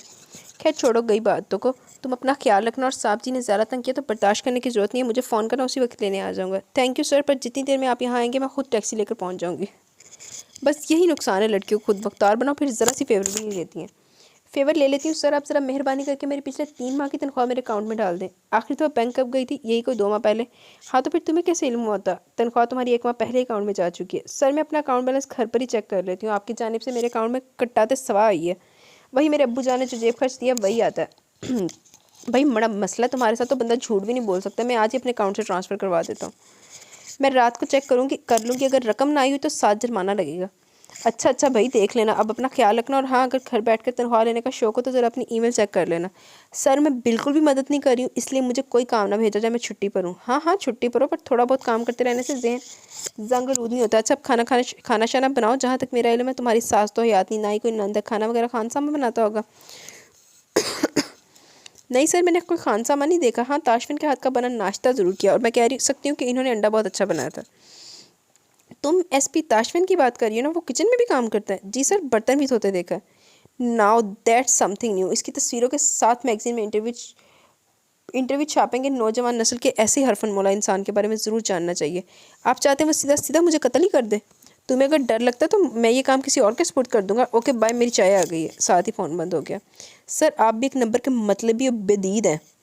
बड़बड़ाते हुए फ़ोन एक तरफ रखा, बाजू पर चढ़ाई हुई पोनी से बालों को ऊंचा करके बांधा। ये अलग बात, आधे बाल वापस गर्दन पर ही आ गए। कमरे के दरवाजे तक आकर बाहर एक नज़र डाली। सारा घर खामोश था, अलबत्ता किचन से खटर पटर की आवाज़ें आ रही थी। कमरे में वापस आकर स्विच बोर्ड ढूंढकर बत्ती जलाई। रोशनी होते ही कमरे में एक नज़र भी पूरी न डाली होगी कि शदीद झटका लगा। सारे कमरे में फर्श पर किताबों के छोटे छोटे मीनार लगे नजर आए। कमरे के वस्त में नीचे से बेड था, जिस पर वो रात तो न जाने कैसे आई, पर दिन में वो अपने होश हवास में आकर सोई थी। मगर कमरे में मौजूद सामान पर फ़ौरन नींद आ जाने की वजह से गौर करने का वक्त ही न मिल पाया। बेड के अलावा ड्रेसिंग टेबल, एक लकड़ी की अलमारी और 2 सीटर सोफ़ा था। कमरा काफ़ी कुशादा था। फर्नीचर ने भी ना होने के बराबर जगह घेरी हुई थी। असल रश तो किताबों का पड़ा हुआ था। वो चलती हुई बेड के करीब फर्श पर झुकी और जायज़ा लिया। सबसे नीचे एक ईंट रखकर उसके ऊपर 8-8 चिल्दों का मीनार बना हुआ था। इसने गिनती की तो मालूम हुआ सारे कमरे में कुल 21 वैसे मीनार मौजूद थे। इनिया किताब सी ताशवन साहब। इसके अलावा अलमारी के छत पर तो ना जाने कितनी मोटी मोटी जिल्दें नज़र आ रही थी। इंग्लिश उर्दू के अलावा पंजाबी और फ़ारसी में भी कई कुतुब यहाँ पड़ी पाई। किताबों की जांच करने का काम किसी और वक्त पर उठाकर अपने सूटकेस की जानिब बैग खोलकर अपने लिए साफ लिबास निकाला, जिसको उसने इस्तीशुदा ही पैक किया था। जल्दी से नहाकर शॉकिंग पिंक कॉटन का फ्रॉक पहना, जिस पर जामनी और पीले रंग का धागे का काम बना हुआ था। घुटनों तक आता फ्रॉक, साथ में जामनी रंग का चूड़ीदार पजामा था। तीनों रंगों से रंगा दुपट्टा सीने पर फैलाकर बाल तौली से अच्छी तरह खुश करने के बाद ब्रश से सीधे किए। पैरों में लेदर की चप्पल पहनकर बाहर आ गई। सामने कोई भी नजर आया तो किचन की जानिब भी आ गई। अंदर स्टार अंकल अकेले ही अपनी व्हीलचेयर पर बैठे मेज़ पर बिखरी हरियाली को काट काट कर उसका सलाद बना रहे थे। अस्सलाम वालेकुम अंकल। इसकी आवाज़ पर वो मुस्कुराकर मतवज्जा हुए। वालेकुम अस्सलाम, मेरी बेटी कैसी है? एकदम फर्स्ट क्लास। आप यहाँ अकेले क्यों बैठे हैं? बाकी लोग किधर हैं? T20 मैच लगा हुआ, वही देखने के लिए सारी आवाम छत पर टीवी के सामने बैठी है। छत पर क्यों? इधर ही देख लेते, यूँ आपके पास भी तो कोई रहता। ना बेटी, मैं तो ऐसे मौके पर बड़ा खुश होता हूँ, ज़रा खामोशी मिलती है, वरना तो उधम मचाए रखते हैं। पर वो मेरे आराम के ख्याल से थोड़ी ऊपर गिरते हैं। हम साय का जनरेटर छत पर रखा है, इधर लाइट जाने की सूरत में शो का मज़ा ख़राब होता है, इधर तो सलसल कायम रहता है। जुगन को हंसी आ गई। अच्छा तो ये वजह है। हाँ बिल्कुल, तुम बैठो, मैं खाना निकाल देता हूँ। दोपहर में तुम्हारे लिए इतना कुछ लेकर आया, मगर तुम सो गई हुई थी। मैंने फारिस से कहकर सब कुछ फ्रिज में रखवा दिया। अगर कहा तो वही गर्म कर दूँ, नहीं तो ताज़ा खाने में मेथी बनी है। हसीब को आवाज़ दो, तंदूर से रोटियाँ पकड़ लाता है। इसको मैच देखने थे और आपको मेरे लिए जहमत करने की कोई ज़रूरत नहीं, मैं खुद ही दे लेती हूँ। कुछ हल्का फुल्का खाना चाहती हूँ ताकि डिनर सबके साथ कर सकूँ। वैसे क्या डिनर आज भी कल वाले टाइम पर होगा? आज कुछ नहीं कहा जा सकता। मैच जल्दी ख़त्म होगा तो उम्मीद रखी जा सकती है, वरना मैं और अब्बास खाकर सो जाते हैं। वो तीनों अपनी मर्जी से जब चाहे खाते रहें। क्या इतना ज़्यादा नशा है? कुछ खा लो फिर ऊपर जाकर देखो। ऐसी बातें तो मैं पहले देख कर आती हूँ। वैसे भी कोई खास भूख नहीं, चली जाऊँ? क्यों नहीं बेटा, जाओ, तुम्हारा अपना घर है, जिधर दिल करे आओ जाओ। वो इनकी शफकत पर मुस्कुराती हुई किचन से निकलकर बेआवाज़ कदमों से सीढ़ियाँ चढ़कर ऊपर आ गई। छत काफ़ी बड़ी थी। सबसे आखिर पर एक बड़ा सा कमरा बना हुआ था जिसका दरवाज़ा चौपट खुला हुआ था। इसने 2-4 कदम इस सीमत में उठाए होंगे जब अंदर से एकदम गालियों और कोसलों की आवाज़ें आना शुरू होंगी। चलो गई भैंस पानी में, अब नहीं ये टिकने वाले। जब तक सारी टीम आउट ना हुई सुकून से नहीं बैठेंगे। हसीब की बात पर जवाब न जाने किसने दिया। और बगैरता बंदे की शक्ल अच्छी ना हो तो कम से कम बात की अच्छी कर ले। बड़ा है तजिया का कहीं का। कोई ज़रूरी तो नहीं कि एक प्लेयर आउट हुआ तो सारी टीम ही जाएगी। मेरी बात लिख लो, अगर 2-4 ओवर्स में के अंदर अंदर सारी टीम घर ना गई तो आज का डिनर मेरे बड़े भाई की तरफ से, और अगर चली गई तो आज का डिनर तुम्हारे बड़े भाई की जेब से। हसीब के चैलेंज करने पर तीसरी आवाज़ उभरी। ओए आराम की खाओ, बड़े भाइयों ने ठेका नहीं लिया हुआ रोज़ रोज़ तुम लोगों के हाथों जेब कटवाने का। कमीनों, दोनों सूरत में फ़ायदा तुम दोनों दोस्तों का और कबाड़ा मेरा और ताशफिन का होता है। चौथी आवाज़ ताशफिन की थी। चल फारिस, यार टीवी बंद कर, सारा मज़ा ख़राब हो गया। अब कोई मौजा ही हो तो हो, वरना हम मैच हार गए। लिहाजा यहाँ बैठकर ब्लड प्रेशर बढ़ाने से बेहतर नीचे चलकर खाना खाया जाए। जूते पहनने की आवाज़ के बाद कदमों की चाप उभरी और अगले पल उसका चेहरा फ्रेम के दरवाजे के फ्रेम में नजर आया। उसकी नज़र भी जुगन पर पड़ी। जो निगाहें फ़कत चंद पल कबल तक नरम थी, एकदम सर्द हो गई। अंदर वाली वो अभी तक मैच में गुम थी। ताशफिन चलता हुआ इसके करीब आया, जो इसकी जानिब देखने से पूरी तरह इस्तनाब बरत रही थी। एक सेकंड को इसके पास थमा, फिर बगैर कुछ कहे आगे बढ़ गया। जुगन ने नाहमवार होती सांसों के साथ इसकी चौड़े शानों वाली पुष्ट को दुख से देखा। दिल उस समय जैसे दर्द का फोड़ा बन गया। गहरी टीस उठी थी। जी चाहा अभी और इसी वक्त यहाँ से चली जाए। इतनी बेइज्जती तो सारी ज़िंदगी नहीं हुई थी जितनी इस एक दिन में ताशफिन की संगत में महसूस हो रही थी। जैसा सलूक तुम मेरे साथ करे, मैं पाई पाई का हिसाब ना लूँ तो तुम्हारी बीवी ना हूँ। फिर अपने ख्याल पर खुद ही शर्मा गई। लबों पर मुस्कुराहट दौड़ी थी। वो इस वक्त सीटिंग हॉल में मौजूद था। सारे घर पर हो का आलम था छाया हुआ था। रात के 12:30 बज रहे थे और इस घर के मकीन इस वक्त तक घोड़े गधे बेचकर पड़ जाते थे, क्योंकि सुबह दूसरे तीनों ने कॉलेज स्कूल के लिए निकलना होता था। खुद इसका भी आज छुट्टी पर वापसी का दिन था। घर पर गुजारी एक छुट्टी तो जाते नजर भी ना आई। टेलीविज़न हल्की आवाज़ के साथ चल रहा था। इसी वक्त आंगन टेढ़ा लगा हुआ था। वो बड़े नमाक से शकील साहब और बुशरा अंसारी के दरमियान होने वाले मुकालमे सुन रहा था। चेहरे पर धीमी सी मुस्कुराहट थी। दोनों हाथ सर के पीछे बांधे सोफे पर नीमदराज था। आधी टांगें सोफे के एंड से नीचे लटक रही थी। रिमोट कंट्रोल सीने पर धरा था। तभी फ़ोन पर मैसेज टोन बजी जो कि शाम से लेकर अब तक वफ़े वफ़े से न जाने कितनी मरतबा बज चुकी थी, पर वो मुसलसल इग्नोर करता रहा था, क्योंकि तब वो भाइयों के साथ मौजूद था। अब तन्हाई ने तवज्जो इधर मबजूल करवा ही दी। फ़ोन खोलकर देखा, चंद एक दोस्तों के मैसेज थे। इसके अलावा वो 21 मैसेज उसी आईडी से आए थे जिसके चलाने वाली खुद को इसका फ़ैन कहती थी। इसने तासुफ से सर हिलाते हुए जवाब टाइप करना शुरू किया। तुम आखिर बनी किस मिट्टी की हो? कोई गैरत हमीयत चीज़ नामी चीज़ से भी कभी वास्ता पड़ा या नहीं? दूसरी जानब से फट जवाब है, मेरा आज तक बस तुमसे ही वास्ता पड़ा है, और तुम भी बेवफा निकले। मुझसे मोहब्बत मुझसे क्यों, शादी किसी और से? आगे रोने वाला मुंह बनाकर भेजा। तुम्हें कैसे इल्म है कि मैं शादीशुदा हूँ? माथे पर तेवरी लेकर टाइप करने के बाद जवाब का मुंतज़िर था, जो कि इस गुजरे वक्त में पहली दफ़ा हुआ था कि वो इस सरफरी लड़की के मैसेज का मुंतज़िर हुआ। तुमने नहीं बताया, बल्कि आज मैंने सच अपनी आंखों से देखा। कौन सा सच? तुम्हारी बीवी और कौन? वो चाल चलते हुए लिखने लगा। मेरी तो शादी नहीं हुई, बीवी कहाँ से आएगी? हाय, मैंने आंखें बंद करके तुम्हारी सोनी सूरत पर एतबार कर लिया और तुमने मेरे साथ ये किया। अब भी झूठ बोल रहे हो। हालांकि आज मैंने तुम्हारे घर पर आकर तुम्हारी बीवी से मुलाकात की थी। क्या तुम मेरे मोहल्ले में रहती हो? हाँ, एवं तो तुमसे मोहब्बत नहीं कर ली। सुबह शाम तुम्हें अपने दरवाजे के आगे से गुजरते देखती हूँ, और अगर तुम नर्गस होना तो याद रखना, तुम्हारे घर आकर पुप्पी से वो जूते पड़वाऊंगा कि याद करोगी। पर तुम नर्गस नहीं हो, बेचारी सीधी सी है, जबकि तुम काफ़ी चालू किस्म की लड़की। जल्दी से अपने वालिद का नाम और घर का पता बताओ, अभी आमने सामने मुलाकात करने को हाजिर हो जाता हूँ। मैं जानती हूँ तुमसे मुझसे मिलने कभी नहीं आओगे, झूठ बोलकर मुझे वर्गला रहे हो। पहले मेरे साथ इतना जुल्म कर चुके, मेरा नंबर ब्लॉक किया, फिर मुझे फेसबुक पर भी ब्लॉक किया। इन गुजरे माह में ये मेरी 7वीं आईडी है। तुमने मेरी कुल 6 आईडीज़ ब्लॉक की हैं। ताशफिन स्टार, एक मोहब्बत भरे दिल पर इस कदर जुल्म करते हुए क्या तुम्हें ज़रा रहम नहीं आता? मेरी इतनी कोशिश के बावजूद भी कौन सा तुमने मेरी जान छोड़ दी? यार कोई दुनिया में इस कदर बेकार इंसान भी होगा जितना तुम हो। इंतहा दर्जे की फारिग और मुस्तकिल मिजाज हो। किस दिन मुझे ज़्यादा गुस्सा आ गया ना तो मैंने इस आईडी के ज़रिए तुम्हारा लोकेशन ट्रेस करवा कर जा तुम्हें पकड़ना है। उफ़ अल्लाह, तो जल्दी ट्रेस करवाओ ना। मैंने तो इसीलिए तुम्हें अपने पर्सनल नंबर से मैसेज किए थे ताकि इस नंबर के ज़रिए तुम मुझ तक पहुंच जाओ। ज़रा सोचो तो कितना हसीन मंजर होगा, तुम मेरे अब्बू के सामने खड़े होकर मेरा रिश्ता मांगोगे। मैंने अपनी ज़िंदगी में ऐसे बुरे गुनाह नहीं किए कि सज़ा के तौर पर अल्लाह पाक तुमको मुझ पर मुसल्लत कर दे। तुम इतने मकरूर ना होते तो शायद इतने खूबसूरत भी ना लगते। हाँ, तुम इतनी चिपकू ना होते तो शायद इतनी बुरी भी ना लगती। मैं तुम्हें बुरी लगती हूँ? तुमने कौन सा मुझे देखा हुआ है? मुझे ऐसा कोई शौक भी नहीं है। ये तो तुम इसलिए कह रहे हो क्योंकि अभी अपनी बीवी के हुस्न में गुम हो। एक दफ़ा मैं तुम्हारे सामने आ गई ना तो सब भूल जाओगे। आखिरी मैसेज पढ़ने के बाद बेख्तियार ताशफिन का कहका निकल गया। मैडम, फिर तुमने मेरी बीवी देखी नहीं है। मुझे नहीं लगता कि उससे ज़्यादा भी लड़की हुई लड़की हसीन हो सकती है। तुम ऐसा बोलकर मेरा दिल ना जलाओ। उसके लाल बाल इंतहाई बुरे लगते हैं। ताशफिन के हाथ थम गया। ये अब ज़्यादा ही खतरनाक बात हो गई थी। वो अभी तक इस बात पर भी 100% पर यकीनी था कि या ये कोई लड़की है, लड़का भी तो हो सकता है। पर अब उसने जुगन के बालों का रंग बताकर ताशफिन के अंदर अलार्म बजा दिया। चंद लम्हों पहले वाली मुस्कुराहट बिल्कुल गायब हो चुकी थी। ताशफिन ने जवाब में कुछ नहीं कहा, न तस्दीक ने की न तरतीब। गहरी सांस खारिज करते हुए फ़ोन बंद करके पहलू में रख दिया। एक नज़र अपने कमरे के बंद दरवाजे पर डाली। रात के खाने पर उसका दोस्त और उसका छोटा भाई जो कि फारिस का दोस्त था दोनों मौजूद थे। जुगन की वजह से कोई भी अपने खोल में बंद नहीं हुआ था, वरना आमतौर पर लड़के अलमास का सामना होने पर उससे बात करना तो दूर उसके सवाल का जवाब देना भी पसंद नहीं करते थे। मगर ताशफिन ने एक ही दिन में ये बात नोट कर ली थी। ना ही जुगन का रवैया इसके भाइयों के साथ वैसा था जैसा अलमास का होता, ना ही जवाब में फारिस लोग बहुत खामोश और बेनियाज थे, बल्कि वो अपनी रोज़मर्रा की आदत के मुताबिक शोरगुल करते रहे थे, जिसमें जुगन पूरा साथ देती रही। ये अलग बात कि वो ताशफिन की जानिब देखने और उसे मुखातिब करने से साफ गुरेज बरतती रही थी। तुम्हारा ये रुख किसी साजिश का हिस्सा जुगन, वरना इतनी बड़ी अमीरजादी इतने सारा मजाज की नहीं हो सकती। तुम अगर जहनी तौर पर शार्प हो तो मैंने भी घाट घाट का पानी पिया। अपने कुर्ब तक रसाई देकर तुम्हें तुम्हारे हाथों शिकस्त नहीं खाऊंगा, कभी भी नहीं। पुरसोच नजरें टीवी स्क्रीन पर जमी थी और दिमाग कहीं और घूम रहा था। खैर, अब मैं इतना भी कमज़ोर इंसान नहीं हूँ कि एक लड़की की वजह से परेशान फिर जो होगा देखा जाएगा। पहले तो इस आईडी को खोजना पड़ेगा। इसने दोबारा फ़ोन उठाया, टाइप करने लगा। क्या मैं तुम्हारा नाम पूछ सकता हूँ? नाम तो मैं बता दूंगी, पर पहले ये बताओ कि अचानक मेरा नाम पूछने का ख्याल क्यों करा है? यार बंदा बशर हो, अगर कुछ तो असर होना ही था। अगर तुम नहीं बताना चाहती तो तुम्हारी मर्जी। नहीं, मेरी तो बड़ी खुशी की बात है। आखिरकार तुमने मेरे बारे में संजीदगी इख्तियार तो की। मेरा नाम नायाब है। क्या तुम पढ़ती हो? नहीं, इतनी छोटी नहीं हो। तालीम मुकम्मल करके तुम्हारे इंतज़ार में बैठी हूँ। कब तुम रिश्ता भेजो और कब तुम्हारी शादी हो। क्या पढ़ा है? 17 साल के अरसे में जिस क्लास में गई वहाँ उस्तादों ने जो जो पढ़ाया, जितना सिलेबस दिया वो सब पढ़ा है। तुम बड़ी तेज़ लड़की हो।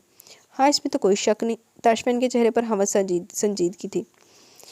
मजीद कुछ कहने की बजाय इसने मोबाइल जेब में डाला, उठ के टेलीविज़न बंद किया और सोने के लिए अपने भाइयों के बराबर आकर एसी वाले कमरे में कारपेट पर लेट गया। कुछ ही देर में वो नींद की वादियों में उतर चुका था।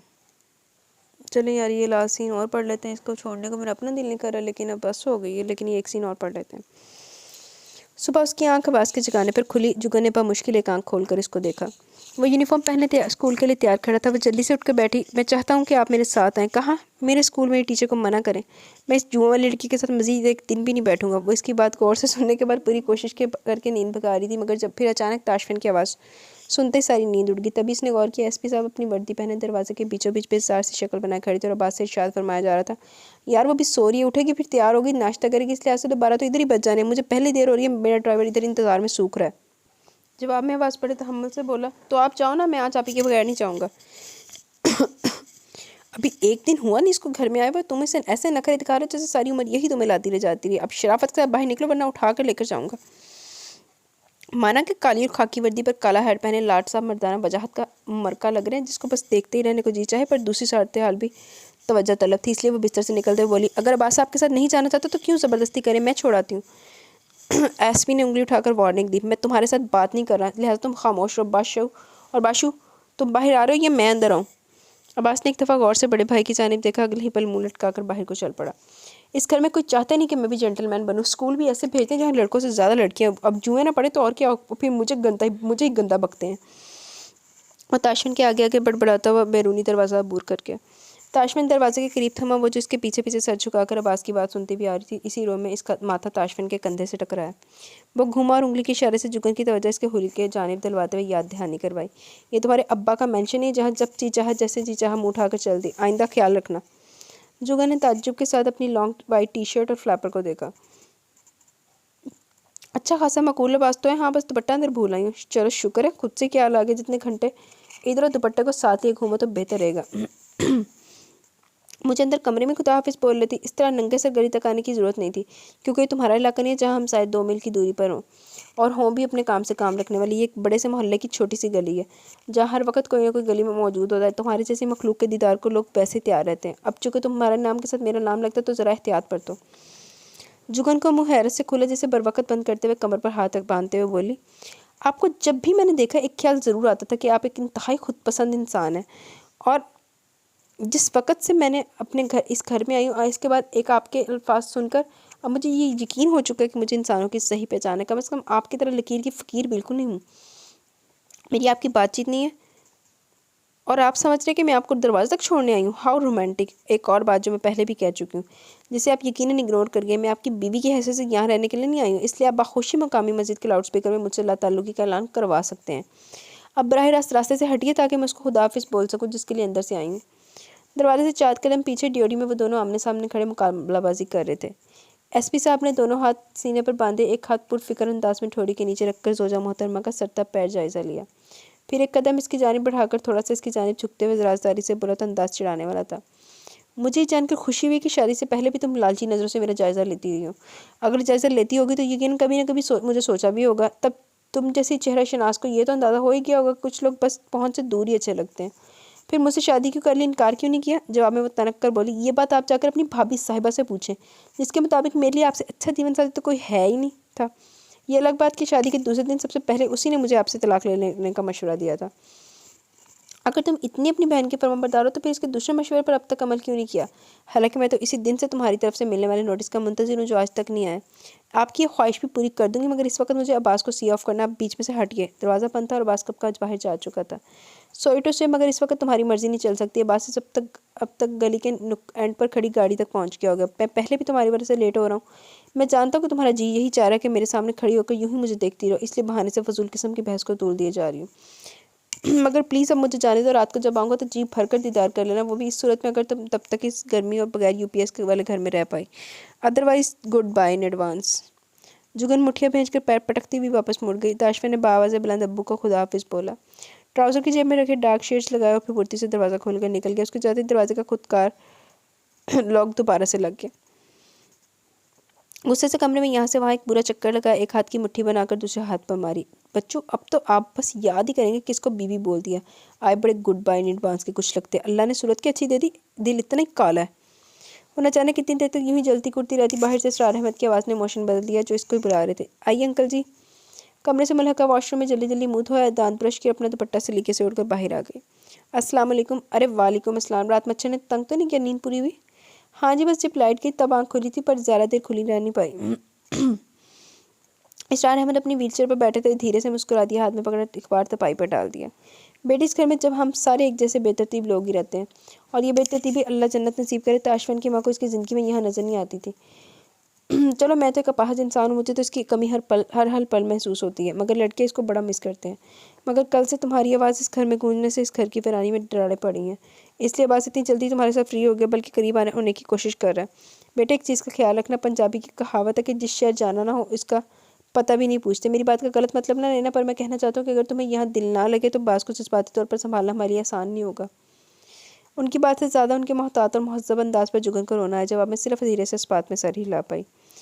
आज अगर तुम्हारी सास मौजूद होती ना जाने तुम्हारे नाश्ते में क्या क्या सौगातें इकट्ठी करती। मैंने फारिस के हाथ यहाँ का मशहूर नाश्ता मंगवा कर रखा है, अंदर किचन में हर चीज़ हॉट पॉट में रखी हुई है, जाकर आराम से बैठकर नाश्ता कर लो। ताशफिन से मैंने कहा था थर्मोस में चाय भी भर गया होगा। आपने नाश्ता कर लिया? हाँ, मैंने नमाज के बाद सेब खाया था, फिर ताशफिन ने लस्सी बना दी, अब बस लंच में खाना खा लूँगा। ये तो ज़्यादती, मैं अकेली बैठ कर नाश्ता करूँ? मैं भी फिर लंच में ही आपके साथ खा लूँगी। वो इसके सामने धूप से सोफे पर बैठ गई। लंच में भी बहुत वक्त है, लंच हम बाप बेटा इकट्ठे ही करेंगे, मगर मुझे खुशी होगी अगर तुम नाश्ता कर लो। पहले आप मुझे अब्बास के स्कूल का पता बताएं। क्यों? क्योंकि मैं इसके स्कूल जाना चाहती हूँ। कहाँ इतनी गर्मी में बाहर निकलोगे? मैं ताशफिन से कह दूँगा कभी वक्त निकाल कर हो आएगा। हाँ, जैसे आज तक मैंने सूरज की शक्ल तक नहीं देखी ना, मैं नाश्ता करके फ़ौरन बाद जा रही हूँ। आप या तो मुझे पता बताएंगे या फिर मेरे साथ ही चलेंगे। अगर तुम ज़रूर जाना चाहती हो तो मैं नरगिस को फ़ोन कर देता हूँ, उसके साथ चली जाओ। एक तो वो स्कूल का पता जानती है, दूसरा कंपनी रहेगी। है ये वही वाली नरगिस नहीं जिसकी वालदा कल मुझे परकटी बोलकर गई थी? इसरार अहमद इसके अंदाज पर मुस्कुराए बगैर न रह पाए। हाँ वही है, पर तुम्हें डरने की जरूरत नहीं, वो पंजे नहीं मारती। किचन की जानिब कदम बढ़ाते हुए जुगन हंसते हुए बोली, उसकी वालदा को देखकर तो यही लगता है ये खुद इतनी खतरनाक औलाद तो इंसान को कच्चा चबा लेती होगी। भाई तुमसे ही फुप्पी को सबसे ज़्यादा मोहब्बत होनी है, आखिर तुम इनके लाडले भतीजे की बीवी हो। हाँ, जिसको दोनों फुप्पी भतीजा ही नापसंद करते हैं, अल्लाह ही खैर करे।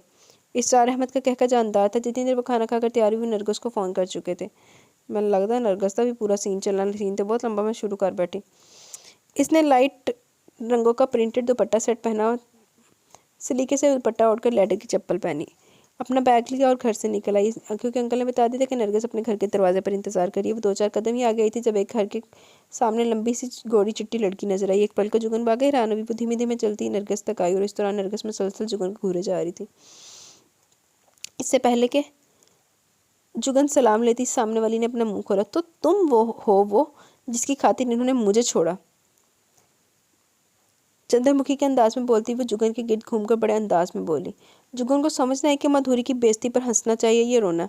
तुम्हें किसी ने गलत इतला दी है, इन्होंने मेरी खातिर किसी को नहीं छोड़ा। तुम यकीनन इनकी वेटिंग लिस्ट पर होगी, मेरे जाते तुमसे शादी कर लेंगे। माधुरी फौरन तड़प कर बोली, अल्लाह ना करे तुम्हारा शौहर तुम्हें मुबारक हो बीबी। पहले ही मेरी अम्मा ने इतने साल से मेरी नाक में दम करवा के रखा है। निगू जरा ये डिश तो बना दो ताशफिन की पसंदीदा। कभी हुक्म हुआ निगू जरा ताशफिन के कुर्ते का गलत तारकशी करके बना दो। निगू बाजार जा रही तो वापसी पर उनके गोले लेती है ना, मैं ताशफिन के लिए स्वेटर बुनूंगी। सारी उम्र खुद को ताशफिन के दामाद की शक्ल में देखती नहीं है। मुझे भी ताशफिन के सामने हमेशा शर्मिंदा ही रखा। वो भी ऐसे अल्लाह के बंदे हैं, कभी इत्तेफाक से आमना सामना होते तो ऐसे इधर उधर होते हैं जैसे मेरा कर्जा लेकर भाग गए हों। अब तो मैं पूरी आज़ादी से तुम लोगों के घर तरफ आया जाया करूंगी। उफ, तुम कितनी ख़राब लड़की, तुम्हें अपनी माँ अम्मी के दुख का अंदाज़ा ही नहीं। जुगन ने लाइट से मुड़ में मजाकिया गली के एंड पर से एक ऊंची आवाज़ बुलंद हुई, बाजी आ जाओ, रिक्शा आ गया। जुगन ने पूछा, ये कौन और किसको आवाज़ दे रहा है? ये मेरा भाई है पप्पू और मुझे ही आवाज़ दे रहा है। चलो आ जाओ भाभी जी।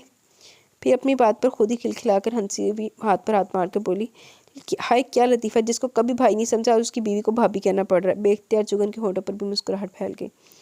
वो दोनों पीछे बैठ गई और पप्पू नामी जवान आगे ड्राइवर के साथ लटक गया और सारा रास्ता न जाने कहाँ कहाँ के किस्से छेड़ता रहा। नरगिस तो बड़ी अदा से अपने पल्लू पर मुँह छुपाए आंखों पर काला चश्मा रखे बैठी थी, जबकि हर स्पीड ब्रेकर पर जब रिक्शा डोलता तो जुगन की जान निकल कर हलक में आ जाती। अल्लाह अल्लाह करके स्कूल आया।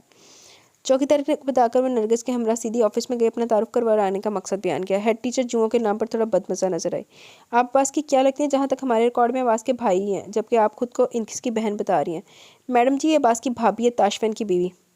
नरगिस ने तफसील बताना अपना फ़र्ज समझा। अरे आपने पहले क्यों नहीं बताया कि आप ताशफिन साहब की ज़ोजा हैं? हेड मिस्ट्रेस की टोन ही बदल गई। इसी वक्त तुमसे पूछे बगैर इनके लिए कोल्ड ड्रिंक्स ऑर्डर की।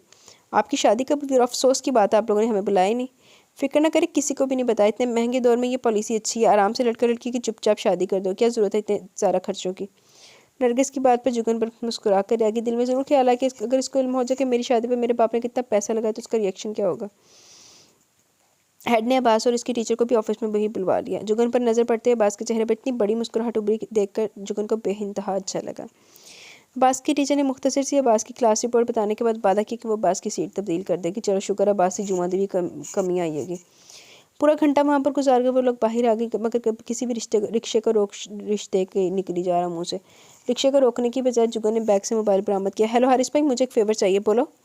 गाड़ी चाहिए कुछ दिन के लिए, भेज देता हूँ। क्या साथ में ड्राइवर भी चाहिए? नहीं, बस गाड़ी चाहिए। और हाँ, आपकी बेगम को इल्म नहीं होना चाहिए। दूसरी जानिब हारिस ऑफिस में बैठा पेपर पढ़ रहा था। जुगन की बात पर मुस्कुराया। वो पहले मम्मी का सर खा रही, आखिर तुम कब तक इस्लामाबाद से वापस आ गई? यूँ अचानक से जाने की तुप्पी क्या बनती है? इससे भी खतरनाक बात यह है कि तुम्हारी दोस्त का सुराग ढूंढ रही है। कोई नहीं, मैं आज किसी भी वक्त मम्मी को कॉल करके किसी और तरफ लगा दूंगी, फिर देखूंगी आपकी बेगम साहबा कैसे मुझे ढूंढ पाती है। अब ज़रा जल्दी जल्दी गाड़ी भेजें, मैं बास के स्कूल के पास जो बर्गर किंग है उधर मौजूद हूँ। तुम इधर क्या कर रही हो? बास के स्कूल आई थी। हारिस का कलम वाला हाथ रुक गया। तुम बास के स्कूल आई भी हो? हाँ जी, इसमें इतना हैरान होने वाली क्या बात है? क्या ताशफिन की इजाज़त ही आई हो? नहीं जी, बदकिस्मती से मैं इंतहाई नाफरमान बीवी वाक़या हुई हूँ। हारिस धीमे से मुस्कुरा दी। चलो मैं ड्राइवर से कह देता हूँ 10-15 मिनट के तक तुम्हारे पास पहुँच जाएगा। थैंक यू भाई। Not a problem sweetheart, Allah हाफिज़। फ़ोन बंद करके वापस बैग में रखकर बर्गर किंग की जानिब इशारा करके वो अपने साथी से मुखातिब हुई। चलो हम लोग इतनी देर वहाँ से कॉफ़ी वगैरह पीते हैं। इतनी गर्मी में कॉफ़ी पिए वो जिसने मरना हो, मैं तो आम का शेक पीऊँगी।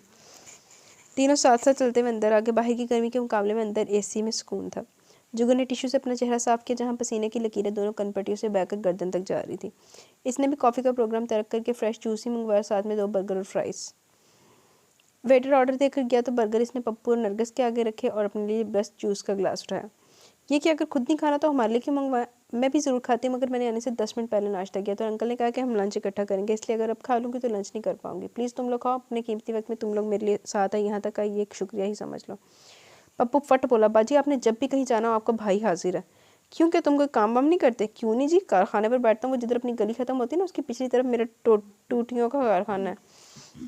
अरे वाह, बड़ी बात है। बस ये अल्लाह का करम है। पप्पू की आदत देखने लायक थी जो उसकी बहन से बर्दाश्त नहीं हुई। वही भांडा फोड़ते हुए बोली, तुम्हें इम्प्रेस करने को लंबी लंबी छोड़ा, कारखाने पर अब्बू होते हैं, जब इसकी छितरोल होती है तो 4 दिन बाकायदगी से ज़्यादा, फिर वही इसके सैर सपाटे। तुमने मुझसे जल जल कर ही काली हो जाना, जल कुकड़ी ना हो तो। पप्पू भी इसी का भाई था, क्यों पीछे रहता? तुम दोनों लड़ो तो मत। मैं कब लड़ी हूँ? इसी ये जूझ को सच बर्दाश्त नहीं हुआ जो अब मुझे बददुआ दे रहा है। पहले कौन सा मेरे रिश्तों की लाने लगी है? मनहूस मारा ये भाई है मेरा, लोगों के भाई बहनों को रंगोरा करने के क्रीमें ला कर देते हैं और मेरा भाई मुझे काली होने की बददुआ दे रहा है। अरे भाई, वो कौन सा वलीउल्लाह जो उसके मुंह से निकली अभी की अभी पूरी हो जाए इतनी है। तुम आराम से बर्गर खाओ, फिर हमें कहीं और भी जाना है। सूरज की तपश में भी तुम्हारा रंग कुछ नहीं बिगाड़ पाई, कैसे लाल गुलाबी लग रही हो। जुगन तुम तो बड़ी अच्छी हो। हम सब ने सोचा अपनी बड़ी बहन की तरह नकचिड़ी होगी, इसलिए तुम्हारे सामने शो मारने के लिए काला चश्मा पहन करी, वरना मुझसे तो इन शीशों में से सही देखा भी नहीं जाता। नरगिस की बात पर पप्पू फौरन बोला, सच बताओ ना कि अब भाभी ने तुम्हारी तारीफ की इसलिए एकदम से तुम्हें अच्छी लगने लगी है। ये जूझ मैं कह रही चुप कर जाओ, नहीं तो अब्बा को तुम्हारे फ़ोन में मौजूद तमाम लड़कियों के मैसेज दिखाकर अगले पिछले सारे हिसाब बेबाक कर दूंगी, वो भी सूद समेत। पप्पू ने बहन को खा जाने वाली नज़रों से घूरा जो फ्राइज़ में भर भर के केचप लगाकर चपड़ चपड़ खा रही थी, जबकि जुगन कभी इसकी शक्ल देखती, कभी उसकी, और कभी इर्द गिर्द बैठे लोगों पर माजरत ख्वाहाना नजर डालती। तुम दोनों लड़ाई बंद करने का क्या लोगे? मैं एक शेख का क्लास लेकर चुप कर सकती हूँ, बस इस शर्त पर कि अगर ये मेरी तरफ देखे भी ना। मैं तुम्हें मुंह भी ना लगाऊं, तुम देखने की बात करती हो, सड़ी मिर्च। नरगिस को आस्तीन चढ़ाते देखकर जुगन ने अपना सर हाथों में थाम लिया। हाय अल्लाह, मैं कहाँ फंस गई? क्या तुमने वो गाना सुना, रजिया गुंडों में फंस गई? हद से ज़्यादा वाहियात गाना। अगर ये काम है तो वो दूसरा सुना, वो क्या था, हाँ जलेबी भाई, मेरा कज़न है जुहेब, जब से ये गाना हम सब उसको जेबी भाई के बाद जलेबी भाई भाई कहते हैं। जुगन नरगिस का मुंह देख रही थी जो बेदलिहाजी से बोल रही थी। हदिये के एंड पर खुद ही क्या कमाकर अपने आप को दाद देती, इसको किसी और की राय का इंतजार ही ना था। जब तक जुगन ने जूस खत्म किया तब तक वो दोनों भी खाने पीने से फारिग हो चुके थे। जब दाखिली दरवाजे पर हारिस भाई के ड्राइवर की शक्ल नजर आई, जुगन खड़ी होगी, बिल दिया और वो लोग बाहर आ गए। इसने ड्राइवर से चाबी मांगी तो जवाब में ड्राइवर ने हारिस के अल्फाज दोहराए। साहब ने कहा, बीबी से कहना छोटे चंग बाजारों में आपका गाड़ी चलाने का कोई तजर्बा नहीं, इसलिए आपका जहाँ भी जाने का प्रोग्राम हो मैं ही सर्विस दूँ। बात किसी हद तक गलत ही थी, मगर वो कुछ सोचकर नरगिस के हमरा पीछे बैठ के पप्पू आगे बैठ गया। बीबी जी, क्या हारिस साहब के वालिद के घर जाना है? हाँ जाना तो वही है, मगर इससे पहले आप मुझे एक फर्नीचर शोरूम है वहाँ ले चलें। एहतियात के तौर पर इसने नरगिस और पप्पू से पूछ लिया, कहीं इनको घर जाने की जल्दी तो नहीं? दोनों का जवाब नफी में ही आया। आप वेले कर सारी कश्तियाँ जला के आए थे, इन्होंने घर वाले ने भी किसी ने इंतजार नहीं होना कि साढ़े जेड़े गए हैं ना इन्होंने बाहर ही रहन। फिर उसने ड्राइवर को मतलूबा जगह का पता समझा और खुद अपना फ़ोन निकाल कर एक बार फिर हारिस का नंबर मिलाया।